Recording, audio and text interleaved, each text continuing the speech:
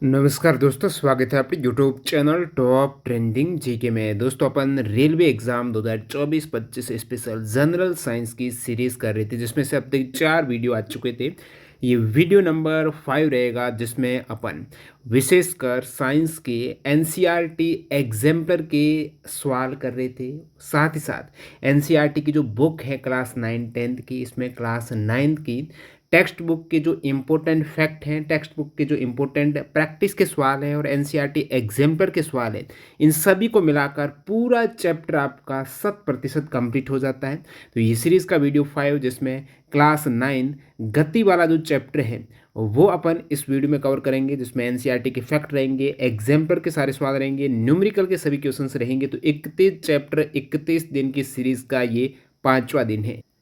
इस सीरीज से जुड़ने के लिए चैनल को सब्सक्राइब कर देना। डिस्क्रिप्शन बॉक्स में प्लेलिस्ट की लिंक मिल जाएगी, जहां से आप इसके पहले के और बाद में जो भी वीडियो आएगा उनको देख पाएंगे। तो यहाँ पर ये कक्षा 9 का यूनिट 8 है, गति जो मोशन है। इसमें कंटेंट आपका रहने वाला है एनसीईआरटी एग्जाम्पलर के सभी 24 क्वेश्चंस, जिसमें आपके एमसीक्यू के सवाल लघुत्तरात्मक और दीर्घ उत्तरीय, विशेषकर जो लघुत्तरात्मक और दीर्घ उत्तरीय है, इस वाले चैप्टर में फिजिक्स का एक तरीके से पहला वीडियो होने वाला है, जिसमें न्यूमेरिकल के भर भर के सवाल इस वीडियो में आपके बहुत ही इंपॉर्टेंट कंसेप्ट सहित अपन देखने वाले हैं। सभी न्यूमेरिकल सवालों का हल देखेंगे। इस यूनिट की एनसीईआरटी की जो टेक्स्ट बुक है, जिसमें यूनिट 8 गति का इंपॉर्टेंट फैक्ट है वो इंक्लूड हैं, और ऑल जो क्वेश्चंस है टेक्स्ट बुक के वो भी सारे यहाँ पर सम्मिलित किए गए हैं। और पूरा चैप्टर आपके इन सभी सवालों के माध्यम से कंप्लीट होने वाला है। पीडीएफ फाइल के लिए आपको टेलीग्राम चैनल ज्वाइन करना, जिसकी लिंक डिस्क्रिप्शन बॉक्स में। शुरुआत करते हैं आपके बहुविकल्पीय सवाल जो एनसीईआरटी एग्जाम्पलर के हैं। पहला सवाल आपके समक्ष। अब यहाँ तक आपने शुरुआत में वीडियो देख ही लिया है, तो आपके समक्ष है मंथ एंड के जो टेक्स्ट बुक सेल आती हैं वो लिमिटेड टाइम के लिए लोवेस्ट प्राइस की डील दे धनाधन, जो 27 से 30 अप्रैल के मध्य आप टेक्स्ट बुक पास प्रो लेते हो, जो ऑफर का आप इंतजार कर रहे थे लोवेस्ट प्राइस का, वो आपके लिए आ चुका है टीटीजी के कूपन कोड के साथ। ईयरली पास प्रो आपको 307 रुपये में, वैसे इसकी प्राइस है वो 449 रुपये से 499 रुपये के मध्य वेरी करती है, तो ऑफर आता है। तो अभी विशेष ऑफर जो मंथ एंड में एक बार आता है, और इससे कम प्राइस में आपको ये डील नहीं मिलने वाली है। और आईपीएल में आप टिकट भी जीत सकते हो, प्रति ओवर एक विनर, यहाँ पर लकी विनर यदि आप यहाँ पर चुने जाते हो। तो टेक्स्ट बुक पास प्रो में प्रीवियस ईयर के जितने भी पेपर है, चाहे आप रेलवे एग्जाम की तैयारी कर रहे हो तो railway, ALP, technician, group D, NTPC, RPF के सारे एग्जाम्स के पेपर आपको प्रीवियस ईयर के मिल जाएंगे, और उस पर आधारित सारे टेस्ट तो रहेंगे ही रहेंगे, और प्रीवियस ईयर की यहाँ पर एक्स्ट्रा डाटा मिलेगा। बाकी पास में प्रीवियस ईयर के पेपर नहीं मिलेंगे, बाकी पास प्रो वाले जो उन पर आधारित पेपर है वो जरूर मिल जाएंगे। तो यहाँ पर किफ़ायती चीज़ है, पास प्रो ले लो। 1 साल की वैलिडिटी में जो भी एग्जाम है उनके मॉक टेस्ट दे पाएंगे। बेस्ट डील के लिए टीटीजी के कूपन कोड यूज़ कर लेना। डिस्क्रिप्शन बॉक्स में यहाँ पर लिंक मिल जाएगी, जिसको फॉलो करते हुए आप ज्वाइन कर सकते हो। लिमिटेड टाइम 30 अप्रैल से पहले पहले। फिलहाल सवाल नंबर 1, कोई कण त्रिज्या आर के वृत्ताकार पथ में गमन कर रहा है। अर्धवृत्त पूरा करने के पश्चात इसका विस्थापन क्या होगा। यहाँ पर ऑप्शन देख सकते हो, प्रीवियस ईयर में ये ऑलरेडी सवाल आया हुआ है। तो इसके लिए सबसे पहले तो आपको पता होना चाहिए विस्थापन और दूरी में क्या अंतर है। अब दूरी का मतलब है एक पॉइंट से दूसरे पॉइंट तक चलने में जो भी पथ को फॉलो करते हुए आप, जैसे एक पॉइंट से ये ए पॉइंट से बी पॉइंट जा रहे हो, आप इस टाइप से एक वृत्तीय पथ से जा रहे हो, तो ये वाली टोटल लेंथ है, ये आपकी दूरी हो गई। और ए से बी तक जो सीधी दूरी है ना, वो आपका विस्थापन है। ए से बी तक जाने में वो सीधी दूरी, यानी मिनिमम जो दूरी आपको लगेगी वो विस्थापन कहलाएगी। आप ए से बी पॉइंट गए, बी से वापस ए आ गए, ठीक है, ए से बी गए, बी से उसी पथ से वापस आ गए, तो आपका विस्थापन कितना हो जाएगा। आपका विस्थापन अंतिम जो एक तरीके से डायरेक्ट दूरी वो 0 है, तो विस्थापन 0 है। और दूरी जैसे आप ए से बी गए 10 किलोमीटर है, वापस बी से ए आए तो 10 यानी 20 किलोमीटर है, तो इस केस में विस्थापन आपका 0 होगा। तो विस्थापन का मतलब हो गया एक ऐसी सदिश राशि, जब कोई वस्तु एक बिंदु से दूसरे बिंदु तक किसी भी पथ में होते हुए गति करती है, तो विस्थापन का परिमाण उन दो बिंदुओं के मध्य की निम्नतम दूरी होती है। जब भी एक से दो बिंदु के मध्य कोई वस्तु गमन करती है तो उनके मध्य मिनिमम दूरी उसका विस्थापन होती है। इस केस में आपको विस्थापन पूछा, कोई कण त्रिज्या आर के वर्ताकार पथ में गमन कर रहा है, तो यहाँ पर एक सर्कुलर पाथ हो जाएगा। इस पथ में कोई कण गमन कर रहा है जिसकी रेडियस r है। अर्धवर्त पूरा करने के पश्चात विस्थापन, जैसे यहाँ से कण ने स्टार्ट की गति और आधा वर्त कहाँ पर कंप्लीट हो जाएगा, आप कहेंगे यहाँ से जब यहाँ तक आएगा ना तो अर्धवर्त कंप्लीट हो जाएगा। तो अर्धवर्त के दौरान इस पॉइंट से इस पॉइंट की सीधी दूरी आप कहेंगे यहाँ से केंद्र से होते हुए जाएगी, जो इसका व्यास होगा, और वृत्त का व्यास यानी त्रिज्या का आधा है, तो r प्लस 2r इसकी ये विस्थापन हो जाएगा, जिसे आप डिस्प्लेसमेंट कहते हो। ऑप्शन सी 2r हो जाएगा विस्थापन यानी सीधी दूरी, विकल्प सी करेक्ट है। और दूरी पूछते कुल कितनी दूरी तय की है, डिस्टेंस तय की है, तो वो यहाँ से यहाँ तक आपको निकालनी पड़ती। टोटल आपको पता है एक वर्त की परिधि की जो परिधि होती है ना वो 2πr होती है। तो दूरी पूछते तो आप कहेंगे ये परिधि पूरी तो है नहीं, आधी है, तो यहाँ पर πr हो जाता। दूरी कितनी होती, πr होती, विस्थापन कितना हुआ 2r हुआ। तो यही फर्क है, ध्यान रखना है। अगला सवाल देखते हैं। एक पिंड वेग u से ऊर्ध्वाधर ऊपर फेंका जाता है तो इसके ऊपर उठने की अधिकतम ऊंचाई h होगी। तो एक पिंड है, कोई ऑब्जेक्ट है, बॉडी है, जो वेग u से ऊर्ध्वाधर ऊपर फेंका जाता है, यानी इनिशियल वेलोसिटी, शुरुआती जो प्रारंभिक वेग है ना वो उसका u है। आपको पता है वेग और चाल का मात्रक क्या होता है, मीटर पर सेकेंड होता है, यानी एक सेकेंड में कितनी मीटर दूरी तय की वही उसका वेग या चाल होती है। तो u मीटर पर सेकेंड के वेग से उसी ऊपर आप फेंक रहे हो। तो इसके ऊपर उठने की अधिकतम ऊंचाई कितनी होगी, तो यहाँ पर कोई पिंड ऊपर फेंकेंगे तो मैक्सिमम हाइट कहाँ होगी, जहाँ पर पिंड रुक जाएगा। एक ऐसी स्थिति आएगी जहाँ पर कोई वस्तु ऊपर फेंकेंगे वो रुक कर वापस नीचे आएगी, तो रुक जाएगी मतलब अधिकतम ऊंचाई पर तय कर दिए। तो जब वस्तु रुक जाए यानी अंतिम वेग, रुकने पर अंतिम वेग कितना होगा, रुकेगी तो 0 होगा, अंतिम वेग 0 है। u आपका प्रारंभिक u मीटर पर सेकेंड दे रखा है। अब आपके पास v है, u है, आपको ऊंचाई h ज्ञात करनी है। इसके लिए आपको गति के 3 समीकरण होते हैं ना उसके बारे में जानकारी होनी चाहिए। तो सबसे पहले मैं आपको गति के 3 समीकरण बता देता हूं। तो एक समान त्वरण से जब त्वरण फिक्स हो a मान लिया तो चल रही एक वस्तु की गति की व्याख्या हेतु गति के 3 समीकरण निम्न है। गति का प्रथम समीकरण होता है वेग समय के मध्य संबंध बताता है, यानी v बराबर u प्लस at, ये गति का प्रथम समीकरण है। v यहाँ पर अंतिम वेग है, जब वस्तु का लास्ट में वेग क्या आता है और शुरुआत में वेग होता है वो u होता है। a आपका त्वरण होता है, t समय होता है। काफ़ी कैंडिडेट को ये पता नहीं है त्वरण, तो आप इस चैप्टर के लास्ट तक बने रहना, त्वरण आपको अच्छी तरह से पता चल जाएगा। वैसे त्वरण होता क्या है, वेग में परिवर्तन की दर, वेग बटा समय होता है, वेग में परिवर्तन होगा तभी आपका कोई चीज त्वरित हो पाएगी। मान लेते हैं त्वरण है 10 मीटर पर सेकेंड स्क्वायर। इसका मतलब जो वेग में परिवर्तन हो रहा है ना प्रति सेकेंड, त्वरण होता है क्या, वेग का मात्रक होता है मीटर पर सेकेंड, और फिर उसके मध्य समय का भाग देंगे तो सेकेंड का और भाग देंगे, यानी एक सेकेंड में कितना वेग चेंज हो रहा है। जैसे शुरुआत में वेग 10 था, अब नेक्स्ट एक सेकेंड में त्वरण मान लेते हैं 10 मीटर पर सेकेंड है। इसका मतलब नेक्स्ट एक सेकेंड में उसका वेग कितना हो जाएगा, 20 हो जाएगा, यानी वेग में परिवर्तन यानी 10 बढ़ चुका है। और जैसे नियत त्वरण मान लेते कि त्वरण उसका फिक्स है 10 मीटर पर सेकेंड, यानी हर एक सेकेंड में उसका वेग 10 मीटर हो रहा है, तो दूसरे सेकेंड उसका वेग 20 से हो जाएगा 30, फिर तीसरे सेकेंड हो जाएगा उसका 40, फिर हो जाएगा 50। इस प्रकार हर सेकेंड में उसका वेग बढ़ रहा है 10 मीटर पर सेकेंड। तो त्वरण का मतलब ये हुआ कि एक सेकेंड में उसका वेग कितना फ्लक्चुएट हो रहा है, कितना बढ़ रहा है, वो उसका त्वरण होता है। तो त्वरण यहाँ पर a है, तो त्वरण का मतलब हो जाएगा वेग में परिवर्तन, जैसे अंतिम वेग v, प्रारंभिक वेग u, और परिवर्तन यानी यहाँ पर ये v माइनस यू कितना बदला हुआ, वेग कितना बदला है अंतिम और प्रारंभिक, तो वो परिवर्तन हो जाएगा। और वो कितने समय में परिवर्तन हुआ तो भाग समय का देंगे तो वहाँ पर आपका त्वरण हो जाएगा। तो वेग में परिवर्तन त्वरण है, v minus u upon T है, ये त्वरण का फॉर्मूला होता है। तो यहाँ पर v बराबर u प्लस ए टी, ये आपका गति का प्रथम समीकरण जो वेग और समय के मध्य आपस में संबंध है वो बताता है। गति का सेकेंड समीकरण होता है, ये आपका है स्थिति, कितनी दूरी है, कितनी ऊंचाई तय करते हैं, ये कितनी डिस्टेंस है, एस है, जो हाइट हो गई, डिस्टेंस हो गई, उसको डिनोट करता है।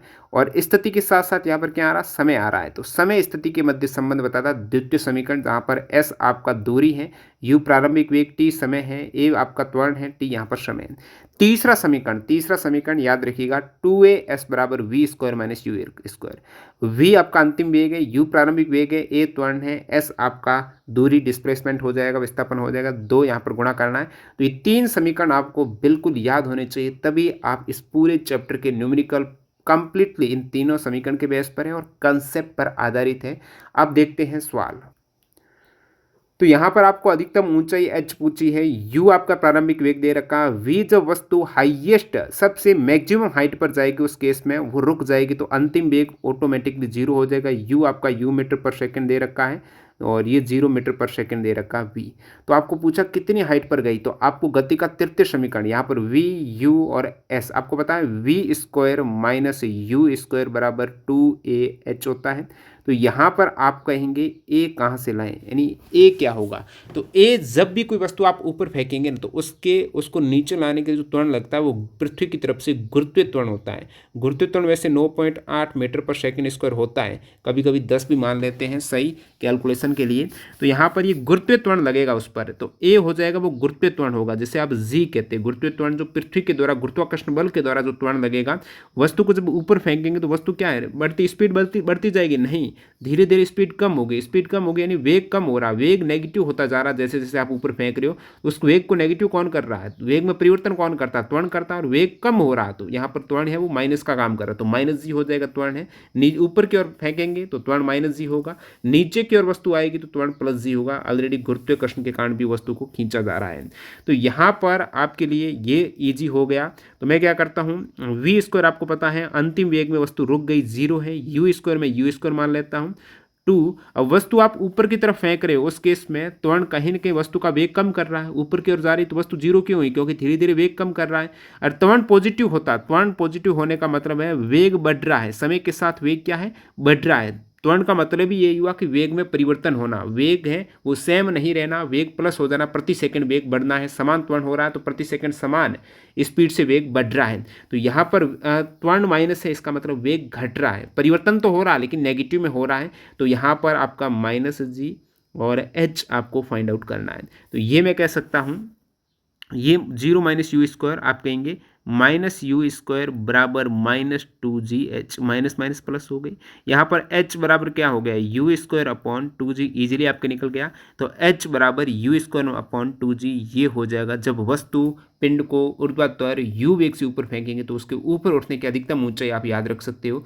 जैसे कि आपको कह रहे हैं कोई भी वस्तु को 20 मीटर पर सेकंड वेग से ऊपर फेंकते हैं तो अधिकतम कितनी हाइट पर आप जाएगा, तो आप डायरेक्टली करेंगे, यानी उसका इनिशियल वेलोसिटी का आप स्क्वायर करेंगे बटा 2 गुणा, जैसे g को लगभग 10 मानते हैं तो ये आप कट करेंगे तो यहाँ से आपका हो जाएगा 40/2 यानी 20 मीटर पर सेकेंड। सॉरी अधिकतम हाइट पूछे तो h बराबर 20 मीटर तक ही वो जा पाएगा। तो इस टाइप से सवाल हो जाते हैं इजीली जब आप ये डायरेक्टली फॉर्मूले हैं वो ड्राइव कर देते हो। अगला सवाल देखते हैं यहाँ पर, किसी गतिमान पिंड के लिए विस्थापन तथा दूरी का आंकिक अनुपात क्या होगा। ये तो इतना इजी सवाल है। आप कहेंगे विस्थापन या तो दूरी के बराबर होता है, जैसे एक स्थान से दूसरे स्थान पर कोई आप वस्तु को भेजते हो ए से बी स्थान पर, तो ये मिनिमम दूरी भी यही इतनी है, यानी दूरी भी इतनी है विस्थापन भी इतना है, तो दूरी और विस्थापन इक्वल हो सकते हैं, दूरी बराबर विस्थापन हो सकता है। या फिर मैं मान लेता हूँ वस्तु बी से वापस ए की ओर आ गई, उस केस में वस्तु प्रथम बिंदु और अंतिम बिंदु की मध्य दूरी 0 हो गई तो विस्थापन 0 हो गया, और विस्थापन 0 हो गया दूरी कितनी होगा, आप कहेंगे यहाँ से यहाँ गई, यहाँ से यहाँ वापस आई है तो डी जाने में डी आने में तो 2d हो गई, तो दूरी यहाँ पर ज़्यादा विस्थापन 0, तो दूरी ज़्यादा हो सकती है। तो दूरी ज़्यादा होना, जब दूरी बराबर होगी तो यहाँ पर बराबर होगी तो उसका अनुपात बराबर बट्टा बराबर यानी 1 हो जाएगा। तो या तो आपका 1 होगा, या फिर यहाँ पर विस्थापन और दूरी का अनुपात पूछा तो विस्थापन हमेशा कम होगा, विस्थापन कम है और नीचे दूरी भाग में ज़्यादा है, तो ऊपर राशि कम है नीचे ज़्यादा है, तो आपका उत्तर है वो हमेशा 0 पॉइंट कुछ आएगा, यानी 1 से कम आएगा 0 पॉइंट। ऊपर राशि जब ज़्यादा हो, अंश ज़्यादा हो, हर कम हो, तो उत्तर आपका 0 पॉइंट कम आता है, यानी 1 से कम आता, तो 1 के बराबर अथवा कम आएगा, ईजी हो जाएगा, डी करेक्ट है। कारण ये है कि विस्थापन दूरी के बराबर हो सकता है या उससे कम हो सकता है, अधिक नहीं होगा। जब ऊपर अंश अधिक होगा तभी 1 से अधिक होगा। सवाल नंबर 4, यदि किसी पिंड का विस्थापन समय के वर्ग के अनुक्रमानुपाती है तो वह वस्तु गमन करती है। किसी पिंड का विस्थापन समय के वर्ग के अनुक्रमानुपाती, गति का द्वितीय समीकरण यहाँ से याद आना चाहिए। विस्थापन जैसे ही कहे तो आप कहेंगे स्थिति और समय s बराबर ut plus half at square. तो यहाँ से ये बोल रहा है कि पिंड का विस्थापन जो s है ना, ये अनुक्रमानुपाती है, समानुपाती है किसके, समय के वर्ग के, यानी टी स्क्वायर के। s इस प्रकार रिलेट कर रहा है टी स्क्वायर के, फिलहाल तो आपको प्लस दिख रहा बीच में, तो ये टी स्क्वायर के लिए रिलेट करने के लिए सभी राशियां गुणा में होनी चाहिए। तो यहाँ पर प्लस है, इसका मतलब इसको आपको 0 करना पड़ेगा। ut को आपको 0 कब करेंगे, जब आपका u 0 होगा, यानी इनिशियल वेलोसिटी, जब कोई पिंड विराम अवस्था में होगा यानी शुरुआत में u बराबर जब 0 होगा, u बराबर 0 होगा, तब s बराबर हो जाएगा हाफ ए टी स्क्वायर। तो वस्तु गमन करती है। अब हाफ ए टी स्क्वायर है, ये चीज़ तो आपको पता है, कांस्टेंट है ऑलरेडी, हाफ का हाफ है, अचर चीज़ है। अब यहाँ पर a है आपका, जब समानुपाती होता है तो ये समानुपाती का मतलब ये हुआ कि जिस स्पीड से टी स्क्वायर बढ़ेगा उसी स्पीड से एस बढ़ेगा, यानी टी स्क्वायर बढ़ने पर एस भी बढ़ेगा, टी स्क्वायर घटने पर टी घटने पर एस भी घटेगा। किस स्पीड से घटेगा? उसके स्क्वायर की स्पीड से, ठीक है, स्क्वायर से। तो यहाँ पर आप देख पा रहे हो ये ए, अभी तक इसको अचर बनाना पड़ेगा। जब भी समानुपाती या फिर अनुक्रमानुपाती को चिन्ह को हटाते हैं तो एक कांस्टेंट आता, आपको पता होगा। तो एस बराबर एक कांस्टेंट आएगा टी स्क्वायर। तो ये कांस्टेंट क्या है? तो आप कहेंगे ये कांस्टेंट तो ए है। ये कांस्टेंट के रूप में कौन आया है? ए आया है। इसका मतलब ए कांस्टेंट है। कांस्टेंट यानी नियत है, बढ़ नहीं रहा। तो त्वरण यहाँ पर नियत है। क्या है? एक समान त्वरण है। एक समान त्वरण नियत हो गया। एक समान त्वरण का होने का मतलब है कि वेग में परिवर्तन है ना, वो एक समान हो रहा है। यानी वेग है जैसे कि 10 मीटर पर सेकंड की रेट से वेग बढ़ रहा है, यानी प्रति सेकंड 10 मीटर। ऐसा नहीं कि वेग में परिवर्तन शुरुआत के 1 सेकंड में 10 मीटर हो गया, फिर आपके 12 मीटर पर सेकंड, इस टाइप से नहीं। फिक्स वेग है, समान समय अंतराल में समान वेग है, वो इंक्रीज हो रहा है। तो वो हो जाएगा आपका त्वरण है, वो फिक्स हो गया। तो ए यहाँ पर फिक्स आपने कर दिया। तो इस टाइप से आप कहेंगे कि एस टी के अनुक्रमानुपाती कब होगा? जब u प्रारंभिक वेग 0 होगा और जब ये चीज़ें आपको कांस्टेंट लेनी पड़ेगी, नियत लेनी पड़ेगी, तभी एस अनुक्रमानुपाती टी स्क्वायर बराबर में करेंगे तो एक कांस्टेंट टी स्क्वायर आएगा। तो ये जो कांस्टेंट नियत चीज़ है वो ए रखेंगे तभी आपका ये बराबर हो पाएगा। तो इस केस में आपका त्वरण है वो एक समान हो जाएगा। नेक्स्ट वाला देखते हैं। यहाँ पर दिए गए वीटी ग्राफ से ये निष्कर्ष निकाल सकते हैं कि पिंड, तो यहाँ पर सबसे पहले तो वीटी ग्राफ देख लेते हैं। अब ये वीटी ग्राफ से क्या आप निष्कर्ष निकालते हो? वी यानी आपका ये वेग है, टी यानी ये समय है। अब यहाँ पर आप देख पा रहे हो ये लाइन एक्स एक्सिस समय को बताते हैं। जैसे जैसे समय बढ़ता जा रहा है, ठीक है, समय बढ़ता जा रहा है, क्या वेग बढ़ रहा है? नहीं, वेग यहाँ पर भी इतना ही था। ये इस पॉइंट पे, प्रत्येक पॉइंट पर वेग तो फिक्स है। यहाँ पर रुका हुआ वेग, समय बढ़ रहा है लेकिन वेग नहीं बढ़ रहा, वेग फिक्स है। तो समय के साथ वेग फिक्स हो गया, यानी एक नियत चाल हो गई, ये एक नियत गति हो गई, ये एक समान चाल हो गई। क्या हो गई? समान गति हो गई, एक समान गति। यानी एक फिक्स स्पीड से वस्तु गति कर रही है समय के साथ में। जैसे 50 की स्पीड से कोई गाड़ी दौड़ रही है सड़क पर, तो वो एक तरीके से क्रूज कंट्रोल कर दिया कि 50 की स्पीड से ही दौड़ रही है, न तो कम स्पीड कर रही है न ज़्यादा कर रही है। समय बढ़ता जा रहा है, यानी 1 घंटा हो गया, 2 घंटे हो गए, वो नियत स्पीड से एक 50 की स्पीड से दौड़ रही है। तो यहाँ पर एक समान गति आप कहेंगे, इसे क्या कहेंगे? यूनिफॉर्म मोशन कहेंगे, एक समान गति कर रही है, ठीक है। तो वेग यहाँ पर परिवर्तन नहीं हो रहा, तो त्वरण क्या होगा? आप कहेंगे त्वरण यहाँ पर शून्य हो जाएगा। त्वरण के लिए वेग में परिवर्तन होना जरूरी है। वेग यहाँ पर नियत है, एक समान है, उस केस में परिवर्तन होगा नहीं। दिशा में परिवर्तन हो जाए तो गति त्वरित हो जाती है। तो ये आप देख सकते हो, एक समान वेग से नीचे आपके सामने है एक समान त्वरण से गतिमान। त्वरण जब एक समान होगा तो उसका ग्राफ इस टाइप से होगा। त्वरण एक समान, त्वरण ये एक समान त्वरण है जिसमें वेग और समय का ग्राफ, ये वाली जो ढाल है त्वरण को बताएगी वेग समय की। तो ये इस टाइप से स्लोप हो, उसका मतलब ये त्वरण एक समान है। क्योंकि यहाँ पर जैसे एक प्रत्येक बिंदु पर, इस बिंदु पर मानते हैं, इस बिंदु पर कोई भी वेग हो, जैसे ये 2 का वेग हो गया और 1 सेकंड का यहाँ पर समय हो गया, तो सेम इस बिंदु पर लेंगे तो यहाँ पर वेग हो गया 4 का, समय हो गया 2 सेकंड का। इसी टाइप से इस बिंदु पर लेंगे तो वेग हो गया 6 का, समय हो गया 3 सेकंड का। तो प्रति 1 सेकंड 2 प्रति 1 सेकंड वेग कितना फिक्स बढ़ रहा है? प्रति सेकंड वेग 2 मीटर पर सेकंड बढ़ रहा है। तो यहाँ पर त्वरण कितना हो गया? त्वरण आपका 2 हो गया। कितना हो गया? 2 हो गया। प्रति सेकंड वेग फिक्स 2 हो गया। तो एक नियत त्वरण है। नियत त्वरण के लिए हमेशा स्ट्रेट लाइन आएगी। तो इस टाइप की जब भी ग्राफ देखने को मिले तो ये एक समान त्वरण को दर्शाता है। वेग और समय के मध्य ये एक समान त्वरण का ग्राफ है और ये एक समान वेग है, फिक्स वेग है, ठीक है। नेक्स्ट अपन देखते हैं। यहाँ पर एक अच्छा सवाल, मान लीजिए कोई लड़का 10 मीटर पर सेकंड की नियत चाल से चल रहे मेरी गो राउंड झूले पर सवारी करने का आनंद ले रहा है। मैरी गो राउंड झूला जो कि इस टाइप से वृत्तीय गति करता है, ऐसा झूला जो ये सर्कुलर पाथ पे मोशन करता है, गति करता है, वो मैरी गो राउंड झूला होता है, वृत्तीय वर्तुल गति करता है। तो यहाँ पर एक लड़का है जो इस मैरी गो राउंड झूले में 10 मीटर पर सेकंड की नियत चाल से है वो गति कर रहा है। तो वो लड़का क्या विराम में है? विराम में होना कि बिल्कुल गति नहीं कर रहा है, ये बोल रहा है कि एक नियत चाल से वो गति कर रहा है, तो विराम में कैसे हुआ? ये तो बिल्कुल गलत हो जाएगा। नेक्स्ट देखिएगा, बिना त्वरण के गमन कर रहा है। तो एक बार की यहाँ पर देखने को मिल रहा है कि नियत चाल है, क्या वेग में परिवर्तन हो रहा है? ये बोल रहा है वेग में परिवर्तन तो नहीं बोल रहा है, 10 मीटर पर सेकेंड एक फिक्स नियत वेग है। तो इस हिसाब से आपको लग रहा है कि त्वरण भी नहीं होगा, बिना त्वरण का गमन। आपको लग रहा है कि यहाँ पर बिना त्वरण का गमन आंसर हो सकता है, लेकिन गलत सोच रहे हो आप। नेक्स्ट देखिएगा, त्वरित गति है। जब आप सोच रहे हो कि बिना त्वरण का गति हो रही क्योंकि नियत चाल है। त्वरण कब होता है? त्वरण जब होता है किसी चीज़ में एक्सेलरेशन जब देखने को मिलता है, जब वेग में बदलाव हो, जब वेग में परिवर्तन हो, समय के साथ वेग चेंज होता रहे, एक फिक्स वेग न रहे, तो वो चीज़ त्वरण कहलाएगी। लेकिन ये बोल रहा है कि वेग तो फिक्स है, तो आप कहेंगे त्वरित गति में कैसे हो गया? एक समान वेग से गमन कर रहा है, तो यहाँ से तो आपको लग रहा है कि डायरेक्टली आंसर में डी करेक्ट कर दूँ, लेकिन आपको करना नहीं है डी करेक्ट। नियत चाल से मतलब एक समान वेग नहीं होगा। अब देखिए, यहाँ पर वेग दो चीज़ पर डिपेंड करता है, क्योंकि वेग एक सदिश राशि है। सदिश राशि में क्या होता है? परिमाण होता है, परिमाण मैग्नीट्यूड होता है, प्लस उसमें एक डायरेक्शन होती है।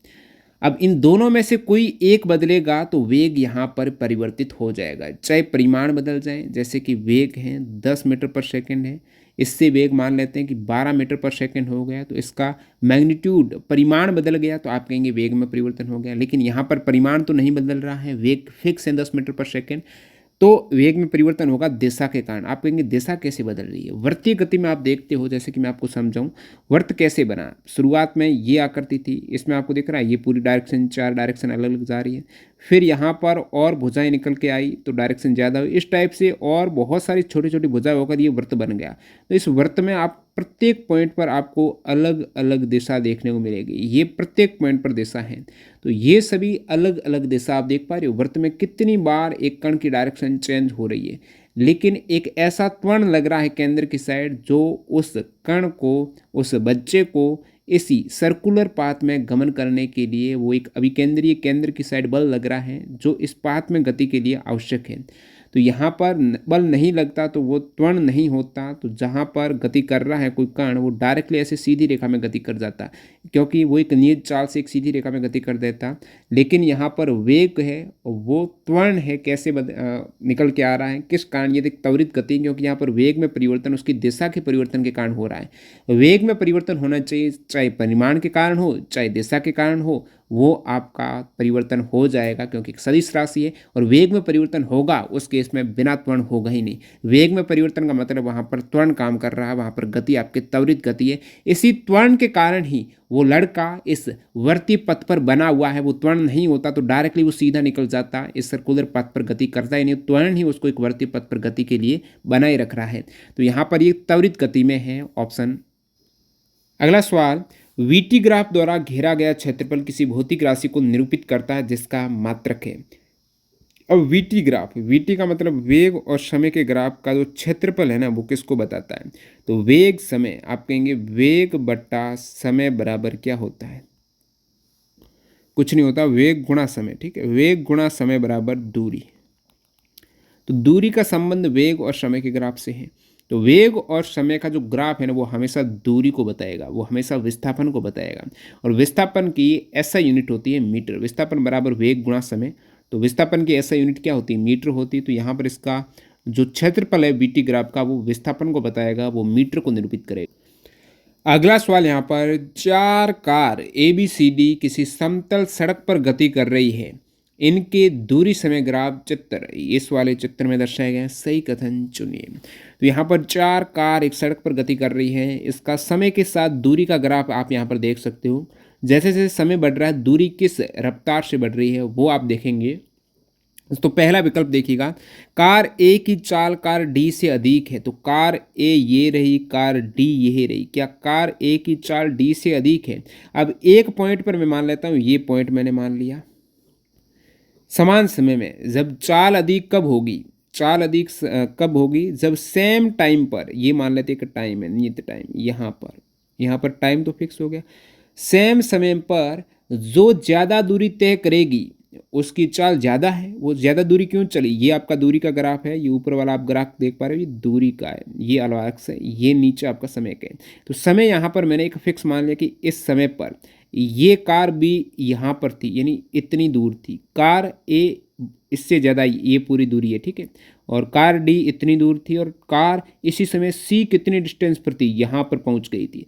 तो ज़्यादा दूरी किसने तय की, सी ने की, सी के बाद दूरी तय की डी ने, डी के बाद ए ने, ए के बाद बी ने। तो जितनी ज़्यादा कम समय में दूरी तय कर रहा है उसकी चाल ज़्यादा है। तो आप देखेंगे दूरी का चाल का मतलब उसकी स्पीड ज़्यादा होगी जिसकी स्लोप ज़्यादा हो, जिसके ढाल ज़्यादा हो। ये आपकी स्लोप है ना, ये पूरी वीटी, दूरी और समय की ग्राफ का स्लोप जितना ज़्यादा होगा उसकी स्पीड उतनी ही ज़्यादा होगी। तो यहाँ पर ए की चाल डी से अधिक थोड़ी है, ए की चाल डी की चाल ए से अधिक उल्टाई है। कार बी सबसे धीमे है, कार बी सबसे धीमी, बिल्कुल इसकी स्लोप आप देखिए सबसे निम्न स्तर पर है तो सबसे धीमी है। कार डी की चाल कार सी से अधिक है, डी क्या सी से अधिक है, नहीं, सी की स्लोप ज़्यादा, तो सी डी से अधिक है। कार सी सबसे धीमी है, कार सी नहीं, कार बी धीमी है, कार सी सबसे तेज है। तो ये कंसेप्ट आपको समझ में आ गया है। दूरी समय ग्राफ का ढलान गति को दर्शाता है, तो रेखा का ढलान जितना अधिक होगा उसकी स्पीड उतनी ही अधिक होगी। नेक्स्ट यहाँ पर सवाल देखते हैं, represent uniform motion of a moving object correctly. एक समान गति का सही निरूपण कौन सा है दोस्तों, यहाँ पर आप बताएंगे कि एक समान गति का सही निरूपण, एक समान गति यानी समान स्पीड, उसका सही निरूपण। बहुत से कैंडिडेट आंसर डी करेंगे कि ये देखो स्पीड समान है। अरे भाइयों, ये तो दूरी समान है, ये दूरी समय का ग्राफ है। तो यहाँ पर समान, आपको एक समान गति पूछा है ना, गति कब समान होगी, यहाँ पर तो ये दूरी समान है। इसका मतलब ये हुआ कि ये कार गति कर ही नहीं रही है इस समय पर। मान ले तो ये आपका 1 सेकंड समय, ये 2 सेकंड समय, ये 3 सेकंड समय। तो 1 सेकंड में कार जहाँ पर थी, दूसरे सेकंड भी कार यहीं पर है, तीसरे सेकंड भी कार यहीं पर है। तो कार गति कहाँ कर रही है, कार तो विराम अवस्था में यहाँ पर रुकी हुई है, यानी समय बढ़ रहा है लेकिन इस दूरी नहीं बढ़ रही, तो वो एक स्थान पर फिक्स हो गई ना, तो यहाँ पर विराम अवस्था में डी। तो अब आप कहेंगे कि ये एक समान गति यानी समान समय में समान दूरी तय करे, वो एक समान गति हो जाएगी। तो यहाँ से विकल्प ए आपको करेक्ट दिख रहा है। एक समान गति का मतलब समान समय में समान दूरी तय करे। समान समय का मतलब ये समय मान लेते हैं अंतराल 1 सेकेंड, 2 सेकेंड, 3 सेकेंड, 4 सेकेंड।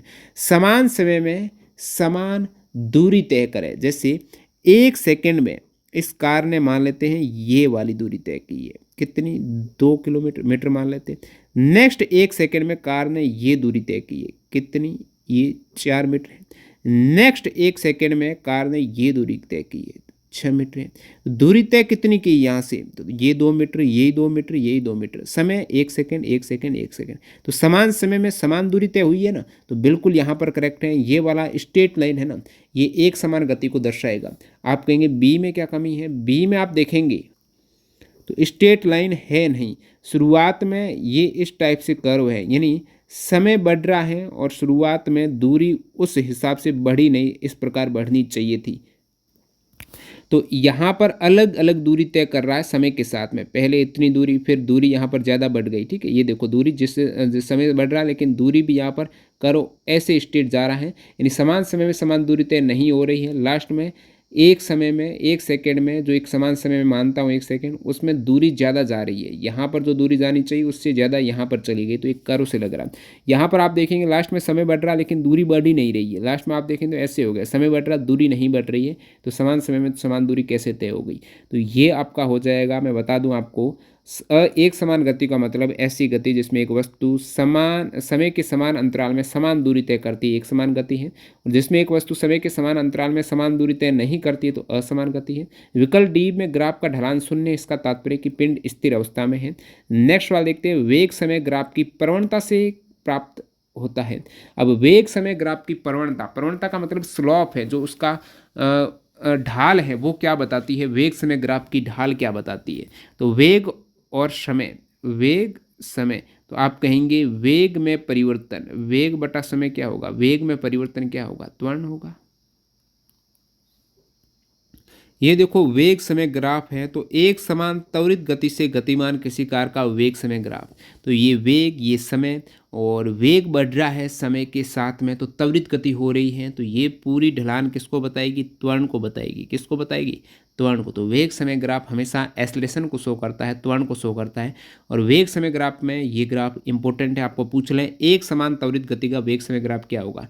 तो एक समान त्वरित गति का मतलब ये हो कि त्वरण फिक्स है, यानी वेग में परिवर्तन की दर प्रति सेकंड, जैसे त्वरण का मात्रक होता है मीटर पर सेकंड स्क्वायर, ठीक है।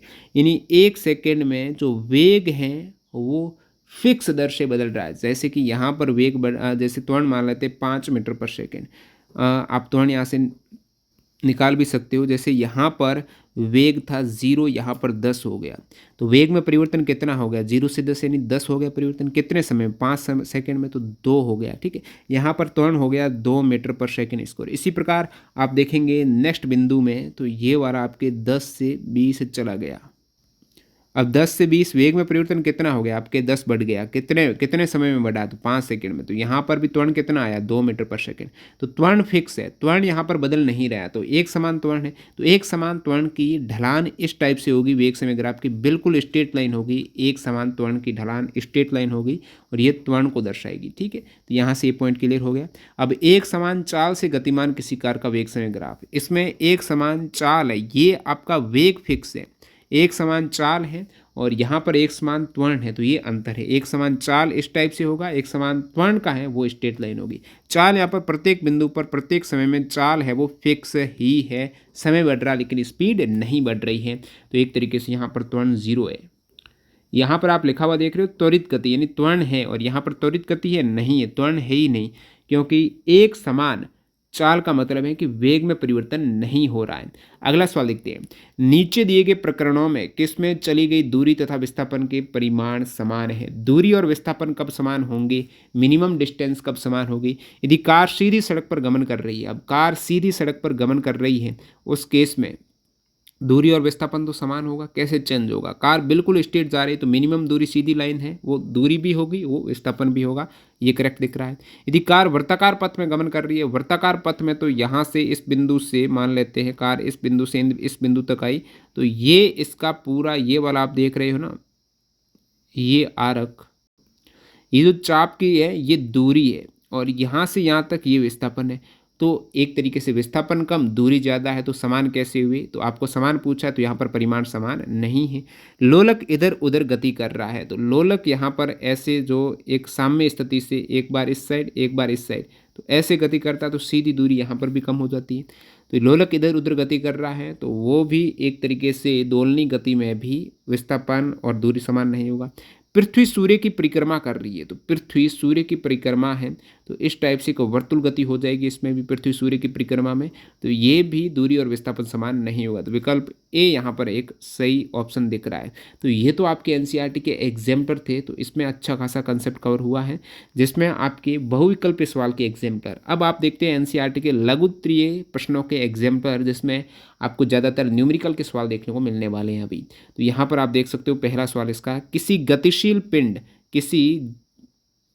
गतिशील पिंड का दिए गए समय अंतराल में विस्थापन शून्य है, क्या इसके द्वारा चली गई दूरी भी शून्य होगी?